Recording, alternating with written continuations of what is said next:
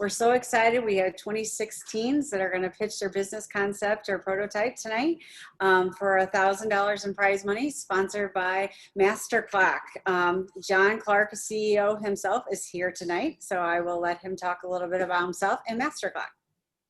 Sounds good. Thanks, Antha. Hi, everybody. I'm John Clark. I'm the president and CEO of Master Clock. We were the founding sponsor for the event, and we're glad to continue the tradition. We've switched to a virtual event for obvious reasons this year, and we're glad to continue getting people used to the format because that's how I do my sales calls every day now. We did want to give a brief update on the team that we awarded prize money to last year, STL Dry Age. I believe Xantha had a slide that she was going to put up in a second on that. Because that's what's important about this is what people do with it. STL Dry Age presented us with a good business concept. They had immediate need and use for the funds, and it was cool to see what they did. They essentially tripled their money, and they had a whole bunch of inventory racked up, and then COVID hit. They ended up dispersing the meats to a bunch of homeless shelters and donating the goods to a local company. So obviously things get tripped up. That's entrepreneurship. Sometimes you fail before you succeed. In that case, I would not call that a failure. Just a chance to sidestep and do something else. A little bit about Master Clock. We're a local manufacturer of very accurate precision time and frequency systems. If you fly out of Lambert, our systems are touching. If you go watch KMOV, listen to KMOX, call the local fire department. And so we're proud to continue the tradition of entrepreneurship, sponsor the event, and we look forward to seeing some cool pitches tonight. Thank you. Okay, so here is all about let's see, Drew, am I sharing this? Okay. Drew, do you want to share the slide? I can. Okay. Technical difficulties, only on my end. Okay. Okay. Special thanks again to John Clark. There we go. 2019 winners, Dry Age Steak. They're from Webster Groves. They are amazing kids. It was so exciting last year. They didn't understand they weren't going to get their money the night of the competition. And it was kind of funny. They didn't understand about how long school districts and how long things took to get paid, so it was kind of interesting. So they ended up with $3,200, which is awesome. They ended up donating some of their high-end steaks to a homeless shelter. They had they were mentored by a restaurant in Webster, and now they are still participating in entrepreneurship endeavors and studying business, and they're taking it to the next level. So these are all great kids. Very, very important. Next, we're going to talk about the judges that we have here tonight. We want to say a special thanks to Christy Jackson. She's been a friend of Spark. She's also a great friend of Webster Groves Thrive program. She's the CEO of DK Solutions and multimedia consulting and ambassador for Biz Operation Brands. Sorry. She is a sought out mentor, author, facilitator, and professional speaker with 20 years of experience training and empowering leaders. She does not stutter when she introduces other people like I just did. So I definitely need Christy. Next, we want to say a special thanks to Grady Phelan. He is a persistent inventor. He's a creative entrepreneur. He developed and launched ProXR, an innovative grip technology platform that improves the connection between athletes and their grip. Proven efficiency, reducing compression in the hands and increasing power. He received approval from the Major League Baseball, the National Collegiate Athletic Association, and the National Hockey League for each of their products used in competition. He's also a Webster Groves alumni. Christy was from Ladue, by the way, and I'll tell you why that's important at the end. Special thanks to Sylvester Chisholm. He's a CEO and founder at Global CTE Publishing. He's 4-time consecutive winner of the nation's best detail shop, Steve Harvey Neighborhood Awards, founder of Showroom Shine Express Detailing, who provides professional auto detailing services. He's a Parkway Hall of Fame member, and he's a Parkway North alumni. Caleb Salter is the founder of Tech Removal Electronic Recycling. Caleb is a young, passionate entrepreneur dedicated to creating the best web design company in the country while providing an exceptional product to his clients. He's been a business owner since the age of 7. He's a Parkway North alumni and a Spark alumni. Kristen Edwards, tax manager at Brown Smith Wallace, one of my former students, and she was my colleague's very favorite accounting student ever of all times. Parkway South alumni. A special thanks to our co-hosts. Again, I'm Xantha Meyer from Parkway Spark, Kara Seavey, Webster Groves Thrive, and Drew McAllister, Parkway Spark. The reason why it's important where they went to high school, the Battle of the Saints started because of all the different high schools, St. Charles, St. Louis City, and St. Louis County. So we're battling it up tonight. We have lots of schools here and we're very excited. Thank you, Venture Cafe, for having us. Thank you, Phyllis and Cortex, for having us be part of the St. Louis Startup Connection, St. Louis Startup Week. Thank you very much. I think we're ready to start. So John, do you want to introduce the first group? Yeah, so let me get my tablet going. So it looks like up first, we're going to have IAS, I am not a statistic. Now the goal of IAS is to increase literacy and raise self-efficacy in urban school districts. So let's go ahead and let's get it going.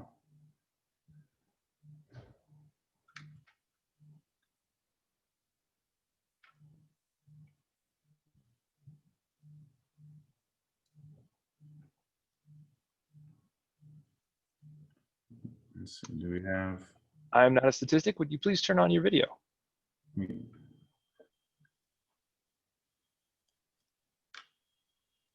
Michael, are you there?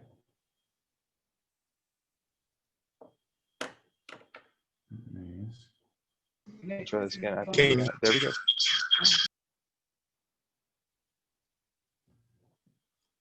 All It right. says I don't have permission to share.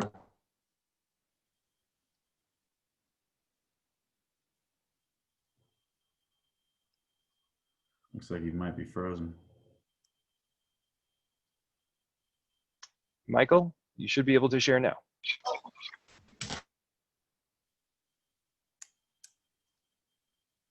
Looks like you're muted. Okay, we've got two Michaels.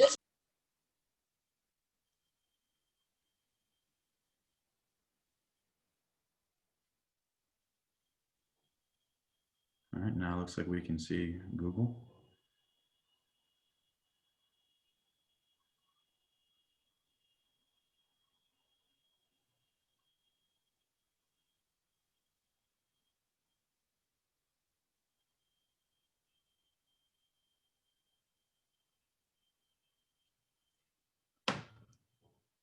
All right, well, we got the first one finally lined up.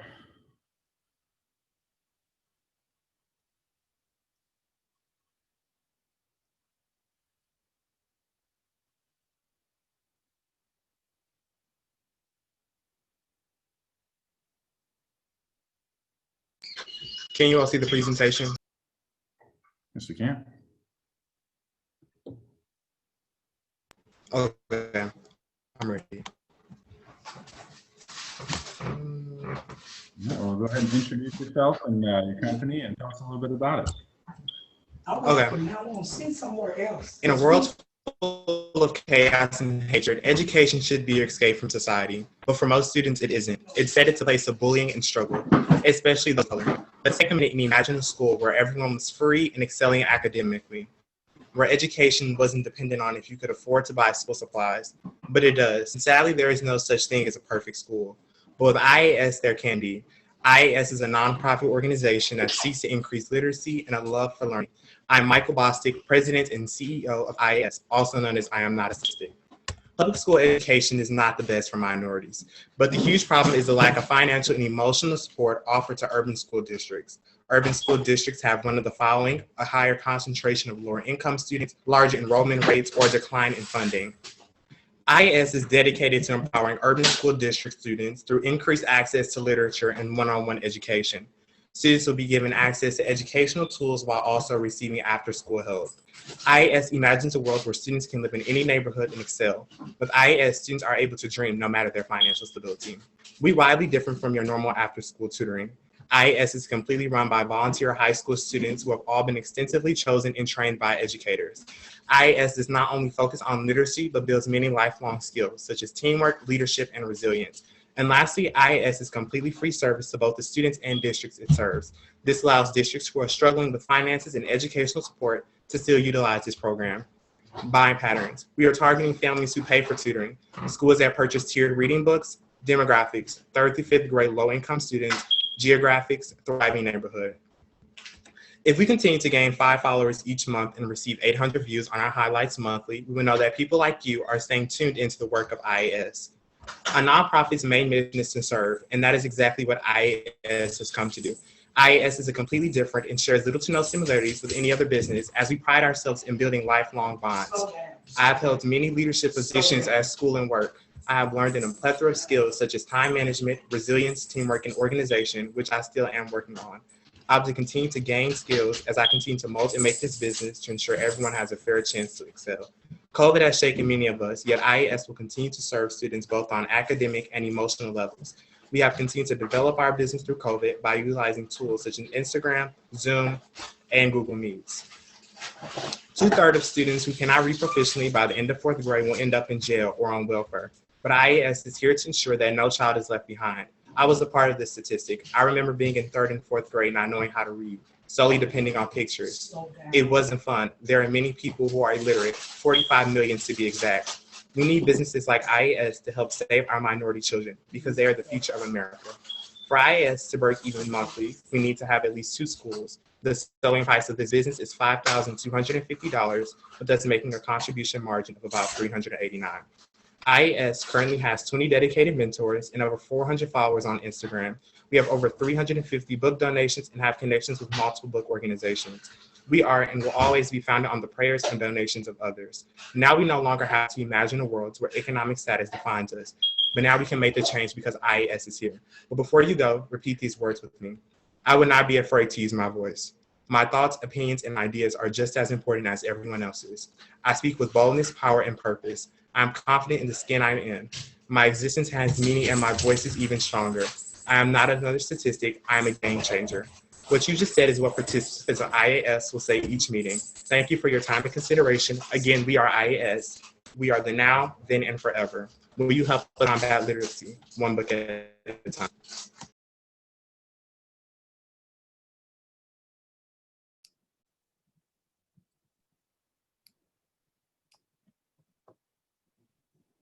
All right, that was IAS. Thank you very much. If I could get this guy working. Great job, Michael. Great job. Great job.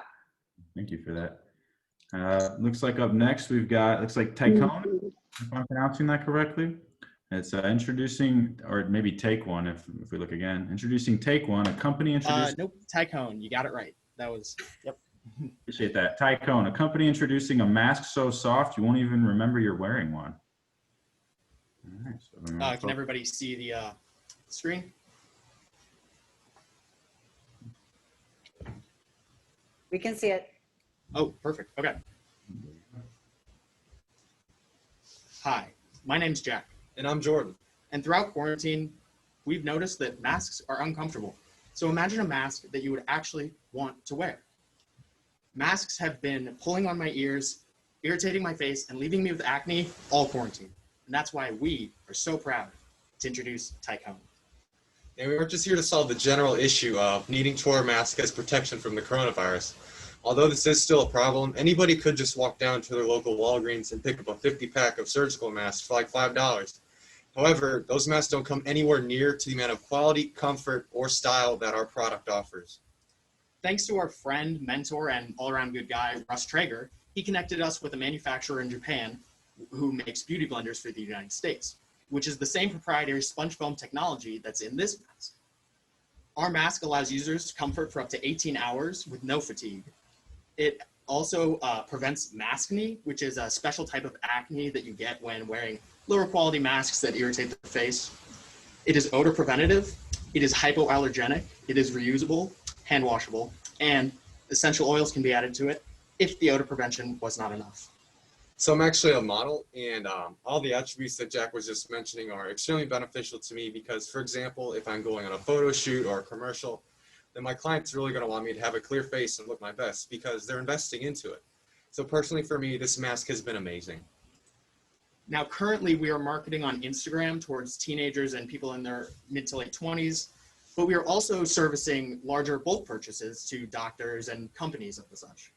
Now, here you can see some pictures of some models wearing the mask. It's very stylish. It's very minimalist. Currently, one mask goes for $4.99, and 3 masks are in a pack for $12.99. So with that being said, in just the first 4 weeks, we've already sold over 55 masks, coming to a little over $200 in revenue and about $150 in profit. Like Jack mentioned earlier, we have sold to a local gynecologist, and she's already given us some amazing feedback about the masks. They said it makes her day 100 times comfier and much more manageable. Now, if you can see the graph in the bottom right-hand corner, you can see the white line represents our profit and the red line represents our expenses. Now, the difference between the two lines is A little over 50%, and that number is only going to go up for the size of our purchases increasing. So for our bulk purchases, that's going to be upwards of 60%. So what that means is if our market ever does fluctuate, we do have a lot of room to adjust our price to accommodate other people's needs and preferences. but from where we stand right now, and thanks to the luscious reviews that we've gotten from our customers, this does not seem to be the case. So we knew that we need to track everything. So we have this spreadsheet tracking our customers, their address, how many masks they bought, how much money we earn. And with this, we've also been able to come up with our projections for 2020. Now, currently our projections for 2020 look like this. We plan to hit triple digits by the end of the year and slightly even push that further just because we have drive. But we're also looking into bulk purchases, like Jordan said. And we're playing around with some numbers. And just an example, 40 sales of three masks for $12.99, about 120 masks, would net a profit of about $320 and about a 12% increase from our last profit margin.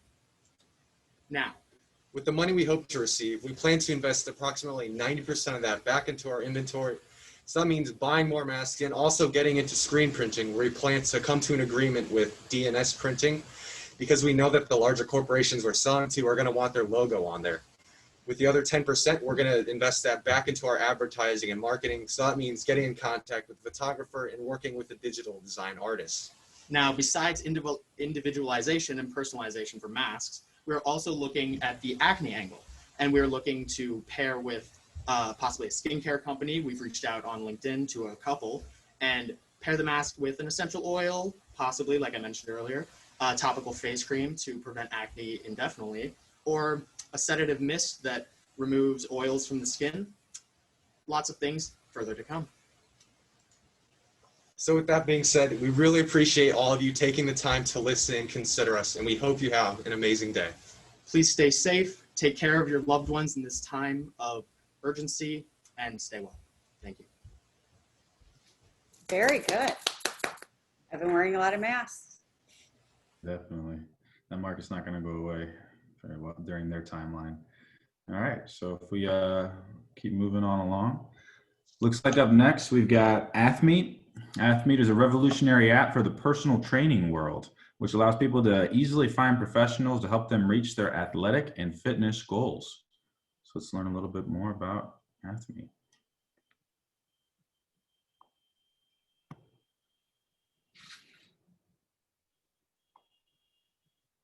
Are we ready to start the clock? Everybody see that all right? Wait, oh, sorry. I did a false start. Trent, we have you and Ryan online. Are Aiden and Arjab going to join you? Yeah. They should be. I think I saw them. All right, then I'll need to ask you to stop sharing your screen for just a moment so they can hop in. Can you guys see me? Yes. Okay, great. Can you guys see me? Yes. Right now I've got Ryan and Arjab. Arjab, would you turn your video off and then turn it back on? Because I am not able to move you into the room. We might be, you know what, I'll just say that Aiden and Arjab, you're going to have to join us via audio and not video, because we are limited to 9, it looks like. So Ryan or Trent, if you're sharing your screen, go ahead. Your teammates will join you by audio. Are you guys ready? All right, my name's Aiden Houston, and these are my associates. I'm Trent Cohn. I'm Ryan Bush. I'm Arjo Goswami. And today we're going to be talking about our app Athmeet, and how it will revolutionize the way you hire a personal trainer. My associates and I are all athletes, and we have noticed 4 major problems with the way you hire a personal trainer. It's very difficult to find a personal trainer because there's no great place for them to advertise their business. We also find that it's overly expensive, and you always have to make long-term commitments. And when you pay for a personal trainer, you never know how they're going to want to be paid. Some take debit cards, some take credit, some take cash. You never know, and it makes it very difficult. So our one-size-fits-all solution to this is our app, Athmeet. When you open the app up, you're going to be greeted with a question if you are an athlete or a trainer. For the consumer's purpose, you're obviously going to be an athlete. You're immediately going to be shown a list of things you can see on your right. It's going to ask some questions about some of your goals, your past experience, your zip code, so we can get we can know where you are, and also we can kind of narrow down what kind of trainers that you're gonna be looking for. Once you enter this information, you'll be greeted with a screen that's going to look similar to the picture on your left here. It's going to show a quick overview of a lot of trainers. You'll be able to swipe through and be able to see a bunch of trainers that we recommend for you. And once you find one that you really like, you can click on the trainer, and it'll open up a screen where you'll see a place where the trainer can put a testimonial, talk about their specialties and their experiences and like their credentials. And also we'll have some reviews from current and former customers. And then Ryan also has some things that the app can do that help the trainers run their business through it too.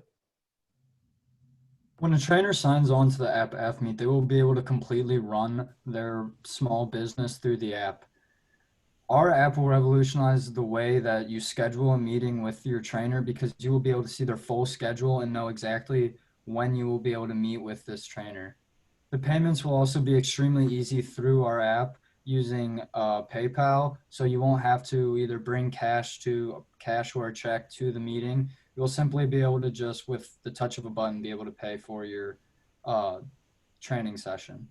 We will also have a messaging board that will be able to be used from trainer to customer. So if, say, before your meeting, your trainer wants you to bring a certain piece of equipment or something of that sort, he will be able to easily contact you right before your meeting. So for our target market, primarily we're going to be targeting people who are in need of a personal trainer and looking to get in shape. Also, we're going to target middle-aged parents with kids who are maybe looking for a trainer or coach for their kid. And on the other side of this, we're going to target personal trainers who are looking for an easy way to gain business and revenue. Some metrics that we expect to hit within the first month is 500 personal trainers on board. We think that this number is attainable because we'd be able to get them on the app and on board before we launch it. And also 2,000 users on board within the first month of release. The way we're going to market Athmeet is through social media. People today are more likely to see something on their phone than in the world around them. The 3 apps that we are going to focus on are Instagram, Twitter, and Facebook. We've actually gone ahead and created an Instagram account just to show you what types of posts we will be making. These posts will inspire people to use our product and to start living a healthier lifestyle. We are also going to advertise our product through local school events and gyms to get the local teens and youth to use our product. So for our cost structure, our main costs are going to come from our yearly maintenance and employee salaries. And our revenue stream is mainly going to be ad revenue, and we plan to take anywhere from $670 to $950 per user. And our trainer tag structure, we plan to take between 3 to 7% of what personal trainers earn from sales on the app. And then finally, why we need your investment. An investment from you guys that we hopefully receive will help us do a couple of things. One of which would be to hire some amateur app designers, because us personally we're not necessarily super well versed in coding and things of that nature. So that would allow us to create a professional looking app. And in order to do that, we'll also need to purchase some necessary software so that this app can look professional and it's easy to use right from the jump when we release the app. And I also want to thank you guys for coming and listening to us, and we are available for any questions if you have any. Thank you.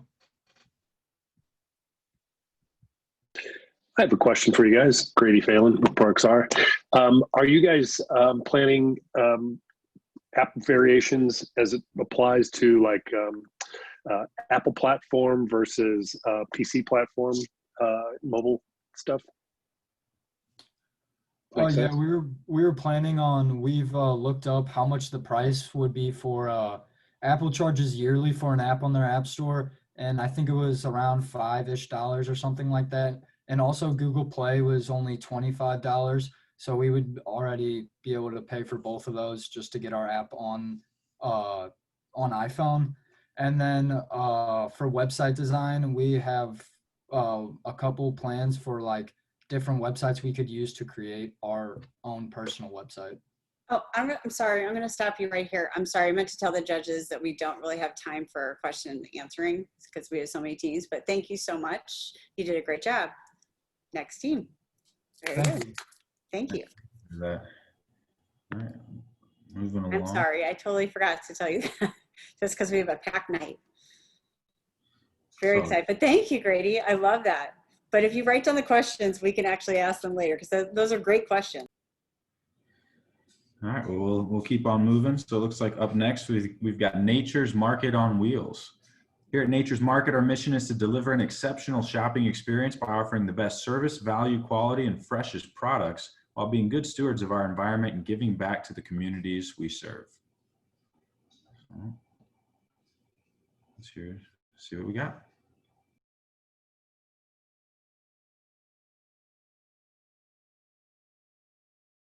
You got it? Huh? Yeah.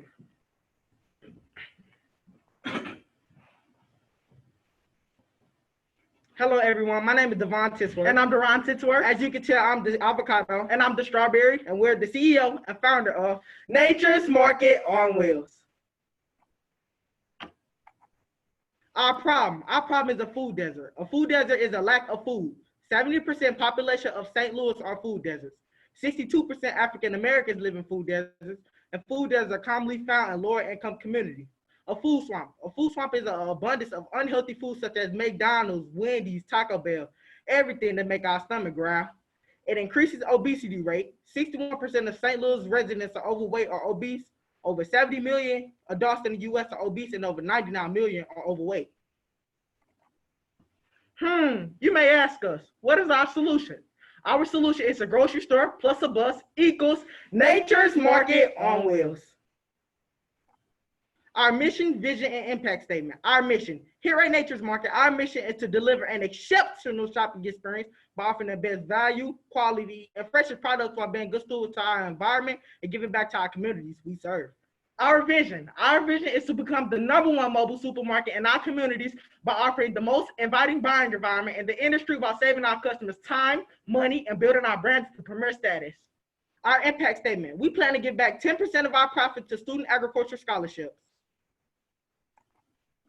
Marketing and sales, we plan to market websites, expo tables, door-to-door advertisement, direct mail, and social media such as Facebook, Instagram, Twitter, and Eventbrite.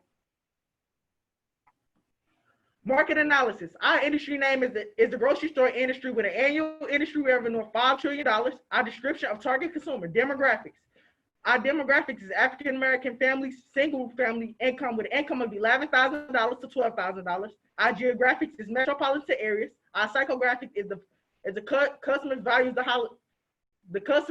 values holidays and traditions, and our buying pattern is the customer makes frequent purchases. Our target market size.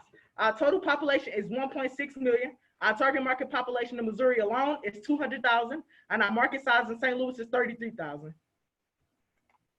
Our startup funds. Our total startup expenditures is $22,000, and our emergency funds is $11,000. Our business model. Our description of 1 unit of sale, Granny Smith apples selling at the price of 49 cents with the cost of goods sold of 40 cents. Our other variable and total variable expenses is 2 cents, and our contribution margin is 7 cents. Our monthly break-even units. Our monthly fixed expenses is $650. Once again, our contribution margin is 7 cents, and our monthly break-even units is 600. Competitors analysis. We have 1 direct competitor and 1 indirect competitor. Our direct competitor is St. Louis Metro Market. It is inexpensive and it only runs on Thursdays. And our indirect competitor is Snooks. Prices ranges weekly and it is far away from certain places. And thus, Nature's Market on Wheels. We're inexpensive when we travel across St. Louis on Saturdays and Sundays to various food deserts and food swamps. Our competitive advantage. Any food that does not get sold in a week or two's time, we're going to donate it to the Covenant Homeless Shelter. We obtain our food from local farms such as Good Life Growing, Eckers Farm, and Earth Dance Farm School. Sales and projections. We plan to project a total unit of 3,000 units, a gross revenue of 1,000, and a net profit of 200. As you can see in the graph below, as the year starts to come in, we have a steady increase. Our main peak is the springtime, and as the year winds down, we have a steady decrease, but we still maintain business. Future plans. We plan to invest 65% profit back into our business, partner with Lincoln University Agriculture Program, grow community gardens in food deserts, build an app so our customers can track us everywhere that we go, start a healthy eating campaign, start local, expand nationally. Our qualifications. I am John Tisworth. I'm a Network for Teacher Entrepreneurship National Finalist. I'm the ROTC Battalion Commander Lieutenant Colonel, and I teach advanced piano classes at Jennings High School and the middle school. And once again, my name is Duran Tisworth Jr. I have robotics and coding experience. I'm a part of the Jennings High School band, and I'm a man-on business. Once again, my name is Devon Tisworth, and I'm Duran Tisworth, and we're the CEO and founder of Nature's Market on Wheels. Thank you.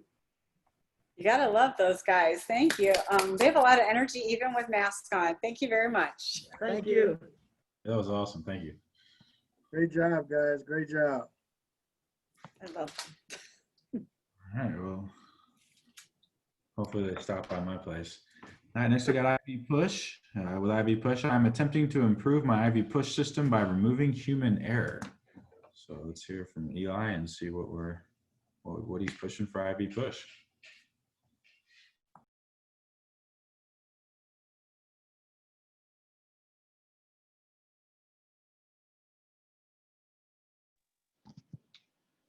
Eli, you are on screen, and if you would unmute, we can begin.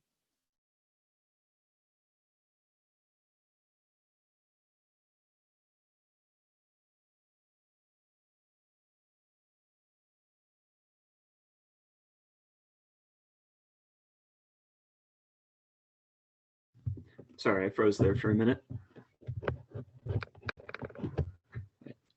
If you've ever been admitted to an ICU or an emergency room, there's a good chance that you've received medicine via an IV push. An IV push is a medication delivered manually by a nurse through a syringe into an IV stream. Due to the inconsistent way that nurses have to pace the IV push, there's a large margin for human error. I'm Eli Hofer, and it is my goal to remove this human error.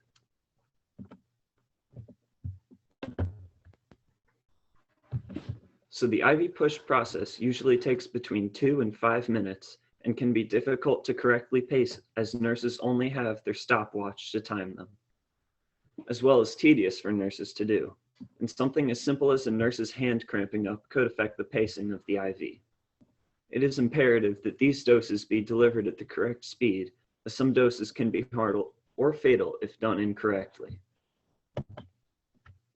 While there aren't official statistics online to back up this claim, I have polled 24 nurses and personally interviewed 5 of them to gain a better understanding of the problem. Most of the nurses that I polled have stated that the IV push process can be difficult to correctly pace, and mechanical assistance could reduce or remove the human error from the process and potentially relieve some stress from nurses. 61.9% of nurses that I surveyed stated that IVPs were challenging to properly pace and or were time consuming, and between 50 and 83.3% surveyed stated that they would be interested or possibly interested in a device that could automate the IV push process. My target market consists of nurses in settings such as intensive care units and emergency rooms. Some of their problems were that they have to manually push and time the IV, and that this can be annoying or challenging to do so.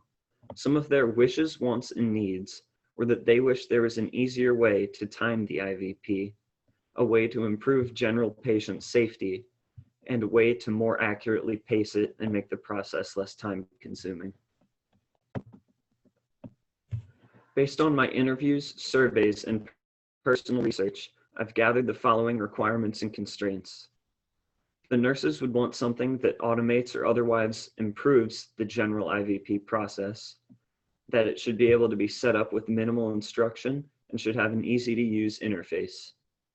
Some of their constraints were that it should be able to fit in a pocket on a nurse's scrubs or be of comparable size, that it must take less or equal time to set up as a manual IV push, and that it should provide a fail-safe or cancel button if the machine malfunctions or if numbers are input incorrectly. As for cost, most of the nurses that I surveyed didn't have an answer for this, as medical costs don't apply to them. Sometime in the near future, I plan to contact a hospital administrator or other person who handles hospital funds to gauge how much they would pay for a solution. Some competitive products would include the manual IVP, a smart IV machine, an elastomeric pump, and a PCA pump. The manual IV push process, as I've explained earlier, can be difficult to pace, but it is the cheapest solution. The smart IV device is an autonomous system that delivers an IV similar to what my solution would be, but this process is very expensive and can take up to 8 hours to fully operate for long-term IVs. The elastomeric pump is a device that delivers IVs using pressure through the ball pump at the very end of the device, and it requires different size ball pumps to acquire different flow rates. A PCA pump, or patient-controlled analgesia pump, is a device that allows patients to regulate their flow of pain medication. All of these products are excellent in their own domain, but they don't fit the current solution that I'm looking for. Out of this design matrix on this slide, you can see that I rated the manual IV push a 19 out of 24, because while it is the cheapest and simplest, it does have the large margin of human error that I'm trying to solve. With the smart IV device, it is the safest by far due to the various fail-safes and countermeasures inside the system, but it is tied with the PCA pump for the most expensive device, costing well into the thousands. So I gave it a 14 out of 24. For the PCA pump, I gave it a 17 out of 24 because while it's... Time. Thank you very much, Eli. Thank you, Eli. Sounds like those hospital folks need to check out that little timer up in the corner on this if they need time. We got a solution for them. This is amazing that students are thinking about things like IV pushes. This is so exciting. Yeah. Great job, Eli. That's a big problem you're working on. Keep it going. All right, so good luck with that. So next up we got Stickable. Stickable is a custom sticker company made for the community.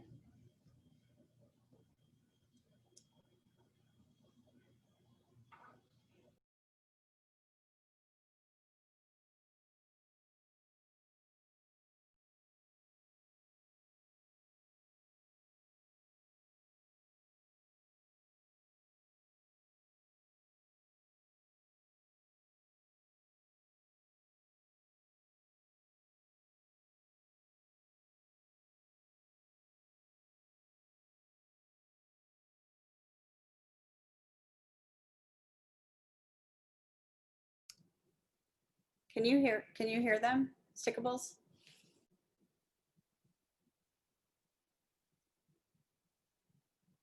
Kara? Gotcha. Okay, gotcha. So we'll That's start my typical problem. I'm such a good teacher on mute. Right? Mm-hmm. Can you hear us now? Yes, thank you. All right. Thank you. Hi, we are Stickable. My name is Sarah Jane. And I'm Kyla. Stickable is a sticker business that's made for the community. We produce stickers that meet the demand for high quality at an affordable price. We aim to make stickers that don't peel, fade, or leave residue. We assist our customers from ideation to creation as our focus is always on our customers' needs. Some challenges we may face today is a way to express ourselves but without it being permanent. Stickers definitely solve that problem, but there are plenty of challenges with stickers as well. Usually high quality stickers are more expensive or the color could fade or residue when taken off. Here are some pictures and examples of stickers that were made for quality. At Stickable, we prioritize our customers, and that is shown in our mission and vision statements. Our mission statement is that Stickable will provide you with high-quality stickers at an affordable price with the best quality of customer service possible. Our vision statement is that at Stickable, our vision is for our customers to have an affordable pricing, an opportunity to express themselves, and to receive their product in a reasonable time as well as with a reasonable price. To solve these problems, we have tested different sticker companies' papers until we achieved our desired results. We went to our community to hear some of their struggles they had with stickers and some things they wish they could change about stickers so our customers have the best experience with our stickers. We put our stickers through a series of tests, such as them going through the dishwasher and leaving them out in the sun for long periods of time. And our stickers are also weatherproof as well. Why should you choose us? There are many other websites that sell stickers, but ours are personal. We custom make every sticker by hand instead of using machines to do the whole process. We have also researched and tested multiple different types of sticker papers and sprays to ensure that our stickers are the best quality. Our stickers don't peel, fade, leave residue when they're taken off, they are waterproof, and they are also dishwasher safe. These are the first two sets of stickers that we have made. They include a St. Louis-based pack and a Webster Grove-based pack. This is our pricing breakdown. It costs us $55.45 to buy 111 sheets of sticker paper. This in turn costs about 50 cents per sheet. We can get our sealant for $14.50, and that covers at least 20 sheets, which in turn costs 73 cents per page. In total, it costs $1.23 to make a sheet of stickers. Wholesale-wise, we sell our stickers for $8 a sheet, and that gives us $6.77 profit. If we were to sell our stickers individually, we can fit at least 12 2-inch stickers on a sheet, and we charge $2.50 for a 2-inch sticker. This in turn gives us $30 per sheet with a profit of $28.77, almost a 2,500% markup. Our target market includes small businesses around Webster Groves, as we hope to do bulk orders, moms who would like to personalize items in their home, and people at the Webster Grove School District, such as students, parents, and teachers. And the way to reach us, we have created an email, an Instagram, and a Facebook account. While the holidays are approaching, some things we will need money for are sealant spray, blades, cutting mats, packaging, and eventually we will start up a website. Thank you. Thank you.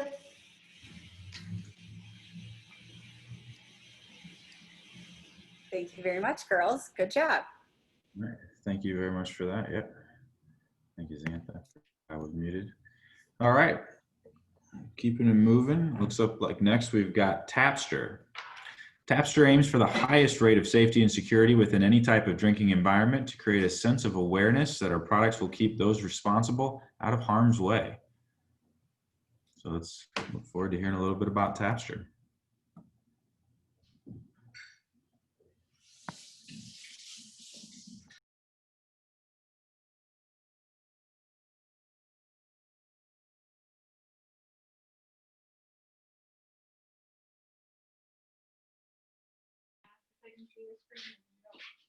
Can you guys see our screen and everything? Awesome. All right, my name is Savannah, and I'm here today with my colleagues Jade and Emily, and we're going to talk to you about our product, the Tapster. Our company is anxious to introduce the Tapster and serve consumers with the highest level of safety and security when it comes to drinking in a day and age of individuals being drugged in places like bars, clubs, and even house parties. Our product is a revolutionary clip which can fit into anything between a 8-ounce cup to a 20-ounce mug. It is a thin yet durable silicone which sits at the bottom of the cup, and the end of our clip is coated with a material that is able to detect common drugs that people spike drinks with at parties. The top left corner demonstrates how the clip adjusts to any size cup with full flexibility. The Tapster will be compactable into a case that comes along with our product. and it will be convenient to have on hand. The frontal view you see at the bottom right corner, the small circle you see there, that demonstrates how there will be a light there that indicates you when there has been a drug put in your drink.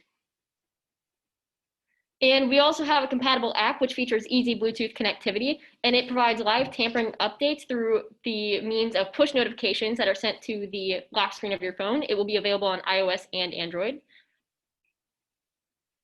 Our main target market will be mainly tailored to men and women between the ages of 21 and up who take precautions when it comes to drinking responsibly.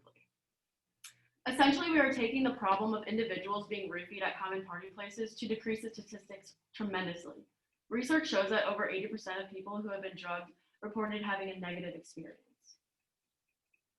What sets us apart from other products is that the Tapster will be able to connect through Bluetooth, as mentioned before by Savannah, that it connects to the app through your phone. And we also have we have accessibility that the Tapster will be reusable, and with as many washes and uses as needed, it will work at full capacity. One of our main goals is to have minimal external contact, as we've seen in other products that you have to stick your finger into the drink and put it on the product. As with ours, you can directly insert it into the cup with no effort at all. Our strengths here are the differentiating factors mentioned in the previous slide. Our weaknesses can be seen as the fact that it is a little bit bulkier than the other products like this on the market. However, because of this, it is reusable. So if anything, it's more convenient. Some opportunities here is that our product could really revolutionize and popularize the concept of a product that can detect drinks and drugs to increase the safety of the overall consumer base. And the threats can be seen as our competitors. However, we have enough of these differentiating factors that they shouldn't be an issue. We should rise to the top of the market pretty quickly. To put in simple terms, the Tapster's overall plan is to achieve awareness by promotion to help gain accessibility by the use of TikTok, Instagram, and most likely YouTube ads. From there, the reviews will be imported within a high level. And finally, we will set an affordable price for the product, and as sales increase, so will the price. Our long-term goals for the Tapster are to increase sales by at least 5% after each month of release. We don't want our sales to plateau after just a couple months, and we'd eventually like to open storefronts all across the United States, which will allow for a customer service desk so people can come in to receive help for any products that they are having confusions and problems with. Additionally, they can purchase new products.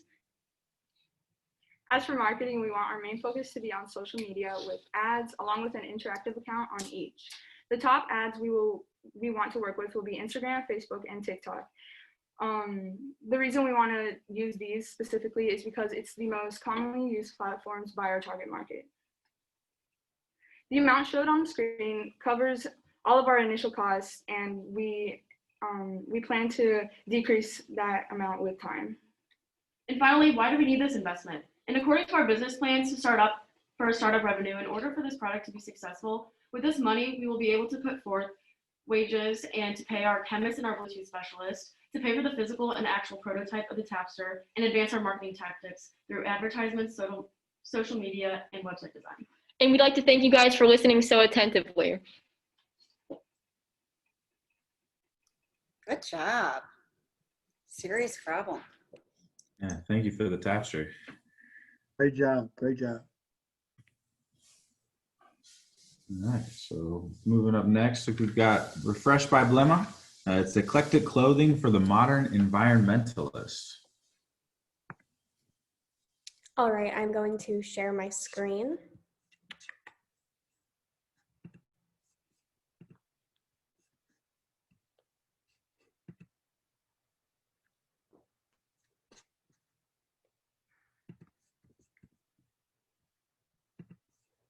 I'm sorry, it's not letting me share my presentation.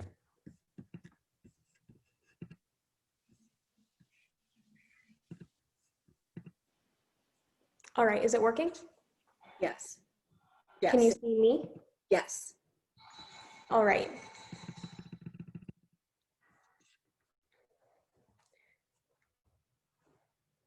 The current sustainable fashion market is tailored to a minimalist and generally older customer. However, with sustainability becoming mainstream, many young people want to become involved. Hi, my name is Madison Marks, and I'm the owner of Refreshed by Blema, eclectic clothing for the modern environmentalist. To the left, you can see one of my favorite upcycles I've ever done. I took this very large pair of coveralls and transformed it into this 3-piece set, a jacket, pants, and a denim bustier top made from the leftovers of a denim jacket. And to the right, you can see my logo.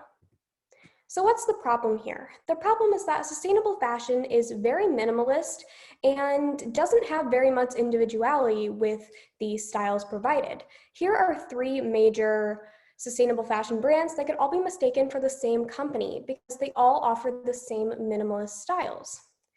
However, Refresh by Blema offers unique, one-of-a-kind clothing for the modern environmentalist, young people that want to express themselves in a unique and colorful, fun way without the restraints of modern sustainability. I also offer the idea of having a cause backed behind my business. If saving the environment is not enough, I donate 5% of my profits to the NAACP Legal Defense and Educational Fund. So what is my traction? I have sold these pieces, among others, on my Depop page, which is a selling and buying platform for clothing, accessories, and other things of the sort. Market opportunity. An average of 85 million people follow and message a month on Depop. There are a total of 13 million users, and $500 million have been spent on the app total. Plus, I have an 80% profit margin. These numbers suggest there's a large market opportunity for Depop, and since their target market is similar to mine, this is very effective. I've received a lot of positive feedback from my business. Here are 2 examples of positive reviews that I got on my Depop. The first one states, the jacket is exactly as described and it looks even better in person than it did in the picture. And the second one states, the cutest clothes for such a great cause. So here are my projections. I took a month off in October for product creation, but you can see in September I raised around $100 in profit, and in November I project that will be even larger because I am launching a collection this month.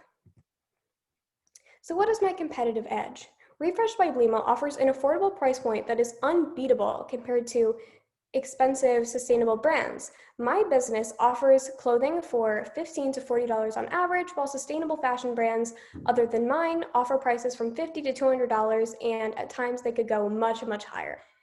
Refresh by Blema offers unique and one-of-a-kind styles, while other sustainable fashion brands are very minimalist. Refresh by Blema is made by me, and I am the face of the brand, while other sustainable fashion brands are made in a factory with no person attached. So that brings me to me, the team. I am Madison Marks, a sophomore at Parkway Central. I am an aspiring fashion designer, teenage face of the St. Louis Fashion Fund, and I have shown 1 mini collection. So what's my story? I started sewing at 9 years old, and the same year I started my own business. I started a business, Clutches for Cancer, where I made throw pillows and clutch purses for cancer research. I then spent 5 years taking sewing classes to hone my skill set and become the talented tailor and designer that I am today at 16. At 14, I discovered the St. Louis Fashion Fund. I quickly became the face of their teenage program because I was exactly what they were looking for, a motivated young person who was willing to endorse their business fully. I competed in a competition called Fashion Anarchy, which was a 48-hour sewing competition, and me and my partner won a People's Choice Award. I also have a entrepreneur display at Knead, the satellite location of the Magic House. I have a volunteer position at NCW Resale Shop where we have an agreement where I get a discount on the resale clothing and I volunteer my time there. This year, I joined Spark, and due to the mentorship of the wonderful mentors that Spark provides, I made a promotional video with over 1,800 views across social media platforms. And now in the last picture you can see, I am experiencing success with my business as I am shipping out orders. So far, my raise is I was a recipient of the Phelps Entrepreneurship Grant, which is a grant through Parkway. However, this money is starting to run out, and I could really use some more funding for my business. So in conclusion and my future plans, Refresh by Blema has an affordable price point that is unbeatable. I offer unique fashion. Time. Thank you.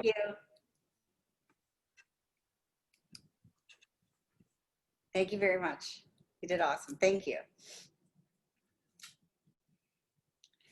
Kara, unmute. Thank you. Charlie Brown Cedar. Blah. Okay, anyway. All right, coming up next, looks like we've got Bare Remedies. It's an all-natural skincare brand for both men and women focused on easy and efficient solutions by using organic ingredients.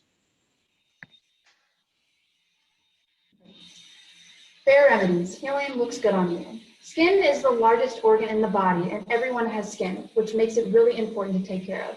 If men and women both have skin, why use different products?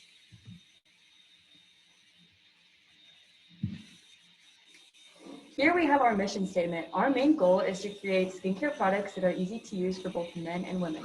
We want to instill strength, healing, and introspection into our customers when they use our products. And this is how we came up with our name, Bare Remedies. The word bare represents all three of these words, and we thought it'd be the perfect name for our company.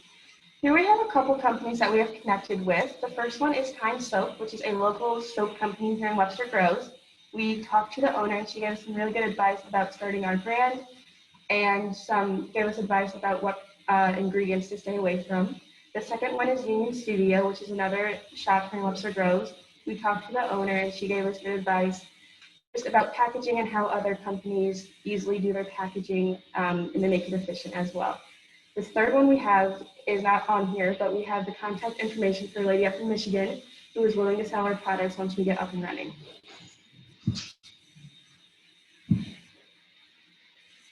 Here we have our first three products.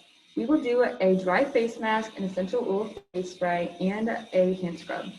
The dry face mask will be a perfect addition to your skincare routine, especially in the colder months and when you're wearing a mask. It's basically a mix of various powders, and you will add a bit of water to it to make it into a paste, and it makes a really easy and fun DIY face mask. The next product that we're creating is the essential oil spray, which is similar to a toner, which is good for combating acne and hydrating the skin. This is also a good solution for repairing and strengthening the skin, especially in these cold winter months. Our last product we have is a sugar hand scrub. I know that during the winter my hands get super dry, so this is a perfect addition to keep right next to my sink, and it combats rough and dry skin and leaves it feeling soft and moisturized. Our products will sell for $12 for the dry face mask and the essential oil spray, and the hand scrub will be for $8. This will keep our products affordable, but we'll still have a 70% profit margin, which will make it very easy for us to make money when we get going.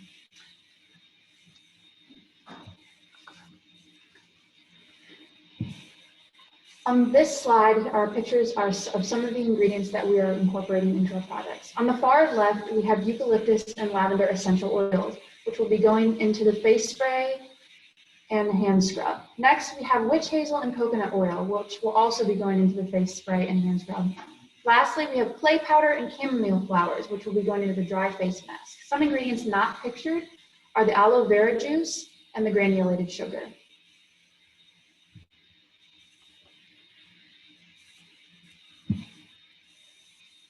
Here we have our vision statement. We want to stay true to the fact that we will only use natural and organic ingredients.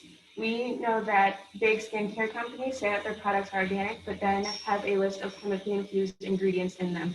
We want to promise our customers that we won't do that, and we know that using only natural products will be better for your skin in the long run. Unlike other brands and products, we've made a promise to keep our products affordable, to not use chemicals and harmful ingredients, and also to include a QR code. We think the QR code will benefit our customers because it will be linked to a video that provides clear instructions on how to use our products, and since on the label, it will always be there when needed. Here we have our social media accounts. We would love if you would follow along on our journey and stay up to date on future release dates and drops. And we are very excited for the future of this business. We plan to expand throughout the city, even the state, and if not the country. We want to keep working with small business owners because we believe that that is a good way to grow our own brand. And we want to create not only these three products, but a variety of others to expand our audience. If we win this pitch today, what we will do with the earnings is we will increase our line of products that coincide with the same values that we already have for our company. We will also work to expand advertising. We will purchase labeling for our current three products, which is very important, and purchase boxes so we can create a bundle package that is safe to transport our products in through the mail. and also purchase more of the ingredients that we already have. Thank you for your time. Hope you enjoyed. Thank you. Thank you, Bear Remedies. Very good. Very good. Very good. Great we're- job. Great job. Very good. We're running about 10 minutes behind, so I think if you guys don't mind, we're going to keep rolling. Are you guys okay, judges? Okay. Hate to keep everyone up late at night. It's all good. We'll keep moving, Xantha. Up next, we've got KAST Case. We're a phone case company, and we're looking to make your phone more fashionable, protected, and much friendlier on the eyes. We are KAST. Could you guys see the screen good? We can. Good evening, judges. My name is Ashley, and these are my team members, Kenan, Tony, and Sierra. And the KAST Case acts as a blue light blocker that protects your eyes, protects your phone, and doesn't disrupt your sleep cycle. For a target market, we would be looking for Apple or Android users and also blue light glass users. The characteristics of an ideal customer for us would be teens, young adults, but typically students because of the high usage of screen time on their phones. Also, this includes those who are interested in purchasing blue light glasses and those who are in need of a phone case. So the problems that we were looking to solve was that blue light disrupts your natural sleep schedule. It gives you headaches from extended screen time. It can cause eye strain, and some people don't have a phone case or blue light glasses. Some solutions that KAST Case solves is that it is a two-in-one product, a blue light screen, and a phone case. KAST Case is a revolutionary phone case that is able to block out blue light rays emitted from your device. This will reduce eye strain and headaches and making it easier for you to focus. Not only does KAST Case protect your eyes, but it is a fashionable way to protect your phone as well.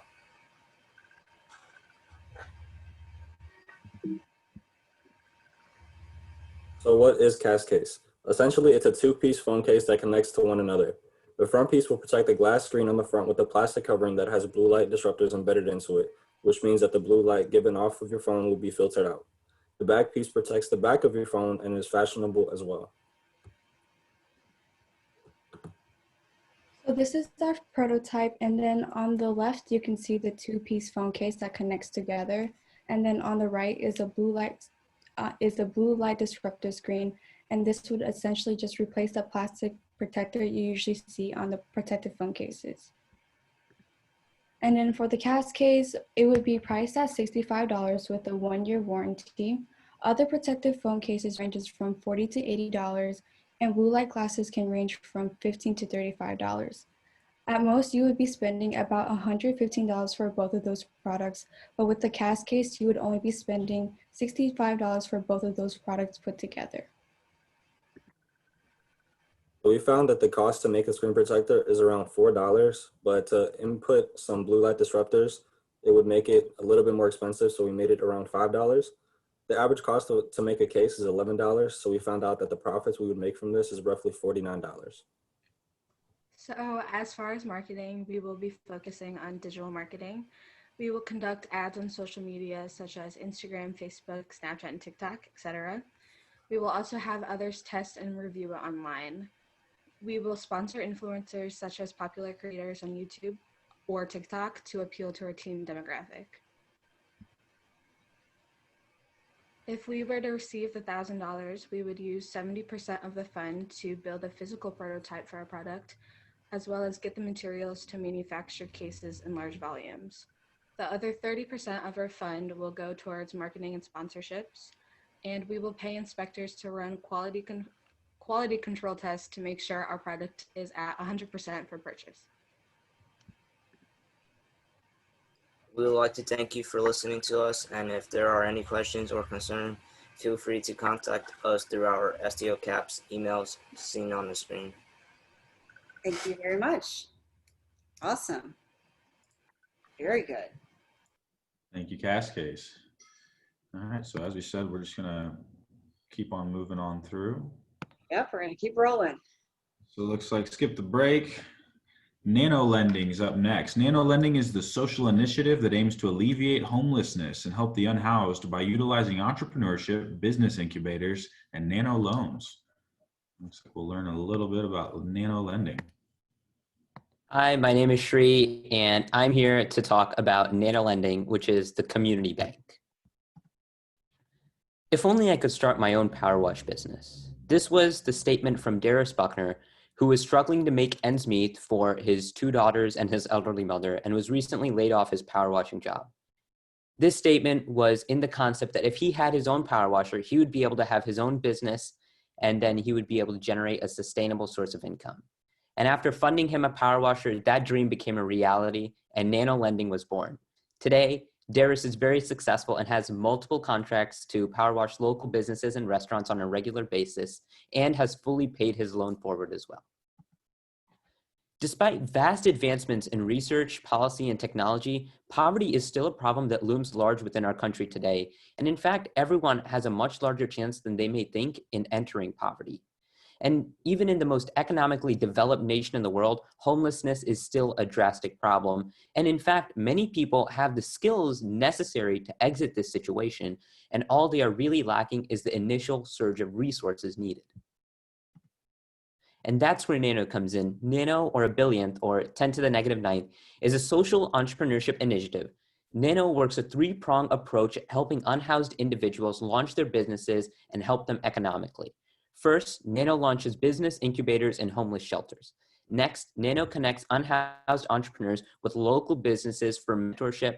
And finally, NANO lends money at a 0% interest rate to impoverished and unhoused individuals in order to help them get them started on an entrepreneurial venture. And these NANO loans are under $300 and are comprised of equipment or materials needed, not cash. In order to attain a loan, one must attend an existing workshop or have an existing business, and all they need to do is write up their business plan and their business executive summary sheet. Looking at the repayment model, all of the money that is being repaid is first off done in good faith to help other entrepreneurs. This means that repayment is not binding and there's no conditions, there's no terms, and there's no contingencies. The idea is that when people repay, instead of repaying to the program, they repay to someone else in the community, thus starting a nano chain where one person can help another person. That chain can continue to uplift an entire community. In terms of where NANO is today, NANO has given 127 loans, 102 of them to people who are unhoused, over 3 states and 2 countries, for a total of $40,000 raised and funded. And it has conducted 28 entrepreneurship workshops in 8 St. Louis and launched business incubators in 8 St. Louis shelters, some of which have been listed below. Looking at the COVID-19 relief for the unhoused, during the pandemic, NANO launched this movement and involved previous NANO entrepreneurs and fundraised with a GoFundMe, and has been able to donate over 1,300 masks to shelters, grocery stores, and hospitals. Here are some of the NANO entrepreneurs. Philip was given an ice shaver and is now able to sell ice cones downtown. Veronica started her own baby boutique line using a sewing machine. Chef Kiki, in just the first 90 days of her business using a grill and a Chromebook, generated over $20,000 in revenue for her catering business. And Dustin now is able to sell flipped off, cut off hoodies at a local gym. Looking at where the funds are coming from, the initial $3,000 came from me from math contests and for tutoring for math contests. Secondly, there was a Super Bowl raffle fundraising event that was held that wasn't exactly the most lucrative, but it was definitely important in the fundraising process. And $10,000 was raised from family, friends, and mentors, and fundraising from local small businesses accounts for $20,000. Looking at the next steps, one of the big issues that NANO has right now is generating more mentors for the new unhoused entrepreneurs. Currently, NANO is partnering with the SLU business program in order to get students who are now in the business program to mentor some individuals in some of these shelters in order to help them start their own businesses. If I was given this money today, I would use it to help develop a mentor match platform. This would be NANO's main new target of seeking new mentors. And essentially this platform would be able to match new entrepreneurs, new unhoused entrepreneurs, with mentors such as local businesses, experts, and other entrepreneurs who are willing to help out and willing to help these new entrepreneurs in order to make them successful. And this matching platform would be able to make mentorship a lot more effective, efficient, and would save a significant amount of time. And this guidance is so valuable for any business, for anyone, in order to get their business successful. And that is why this platform would be essential in order to solve that problem and make NANO even more effective. If you'd like to visit the website, here it is. Thank you. Very informative and a pretty cool program you got. Thank you, Sheree. Last time I saw 10 to the negative ninth, we were talking about nanoseconds at master clock. So interesting math there. All right. So smart. Moving on along, we got New to You. New to You is an online resale shop for older women to give them affordable clothing that is stylish and comfortable while not having to leave the house. That's right. Diana and I, are you guys ready? Yes. Okay.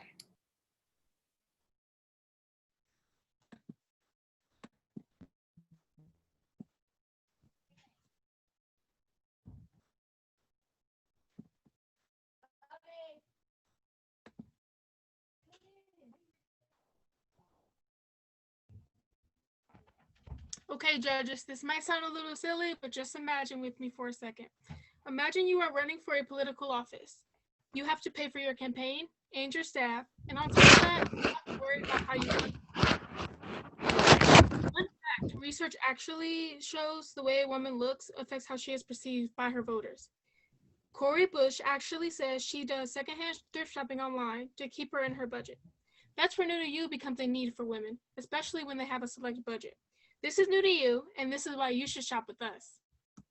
In today's society, we face the world pandemic COVID-19, having 101 things to do in a day or not being able to afford clothing that you actually want to wear. At New to You, we provide an easy, accessible way to shop for clothing that makes you feel confident and comfortable for an affordable price. We give you the time, price, and clothing you need. Though it may be gently used, we make sure our inventory is up to date and in good condition. Remember, what's old to someone can be new to you. Hello, I'm Ayana Collier. I decided to create New to You because I work at a kids resale shop, and there's Play-Dohs, and they only sell to teenagers really, and then there's Clothes Mentor, and they only sell business clothes. So I realized that there's not really a market for just adults. I noticed that there's not really any affordable thrift shops for adults. I enjoy seeing people come into Once Upon a Child, and they have this whole counter full of clothes, and instead of it being $300, it's only $100. I like seeing the joy that it brings from that, and I want to inflict that onto my customers. Hello, I'm Janiyah Elbert, senior at Parkway Central, and I started New to You to give women in our community a chance to have a wonderful online shopping experience. And if I can give a couple minutes of happiness to one of my customers, then I feel my goal has been reached. Now, how are we unique, you may ask? There is room for our business to grow. We are starting off with shirts. We plan to expand our inventory. Our pricing is affordable. Nothing is as expensive as it would be if you actually went to a store. Our portfolio is diverse. We sell to women aged 18 to 40 and plan to expand to males and kids when we get more experience. We have bundle services. We ship our clothes in poly mailers. We add a thank you card, our business card, and a sticker, and we wrap the clothes in tissue paper so that they don't get wrinkled and they look brand new, just to show how much we appreciate our customers. Ways to keep up with New to You is via Instagram, Facebook, and Shopify. We keep all of our customers and followers up to date along with weekly emails. We sell off of our Shopify, which gives us a way to keep up with our small business. This is a timeline for our business. We started out by brainstorming a name. We then met with my district manager, who owns one of the stores that I work at, to get some ideas on pricing and income statements. We then asked friends and family for donations. We got a bunch of inventory between the two of us. When we had our donation drive on the 17th, we received even more inventory. Now we are processing our inventory and posting it to the website. And guess what? We will be launching our business Monday, November 16th at 7 p.m. Here, if you look at the screen, you will see our customer profile. Here at New to You, we look for women ages 18 to 40 making $300,000 or more a year. We target women in our community who love to shop and keep up with the latest trends. As the start of our business, we only tend to our domestic crowd, but hope to expand as time goes on and sell to a larger crowd. Goodwill was founded in 1902 by Edgar James Helms. He liked goods in wealthier neighborhoods and trained and hired people who were poor to mend the clothing. Now, Goodwill makes $170 million a year. New to You is starting out in our homes, and we hope to expand and eventually own a store. If you ever notice, Goodwill has a very distinct smell to their clothes. Our target market is very specific, and our clothes will have a very good smell to them. Those are just some things that set us apart from Goodwill. What we would do with the money. We will buy our name to make it ours and buy more supplies to give our customers a better shopping experience. But most importantly, we want to give back to our community. Thank you for listening. Hope to see you at New to You. Thank you. Bye-bye. Wow, good job. I saw that story about Corey Bush. Awesome. I feel special because I shop at Goodwill too. All right. Moving on along, we've got Reels on Wheels. Finally ready for a family outing. Reels on Wheels is sure to create memories that will shine through the night sky. Reels on Wheels is a mobile drive-in theater that travels to different venues in St. Louis, setting up shows for the people of the community. The company partners with local businesses and food trucks to provide the utmost experience for their customers. Each show guarantees food, fun, laughter, and love. So sit back, enjoy, and let Reels on Wheels bring entertainment to you.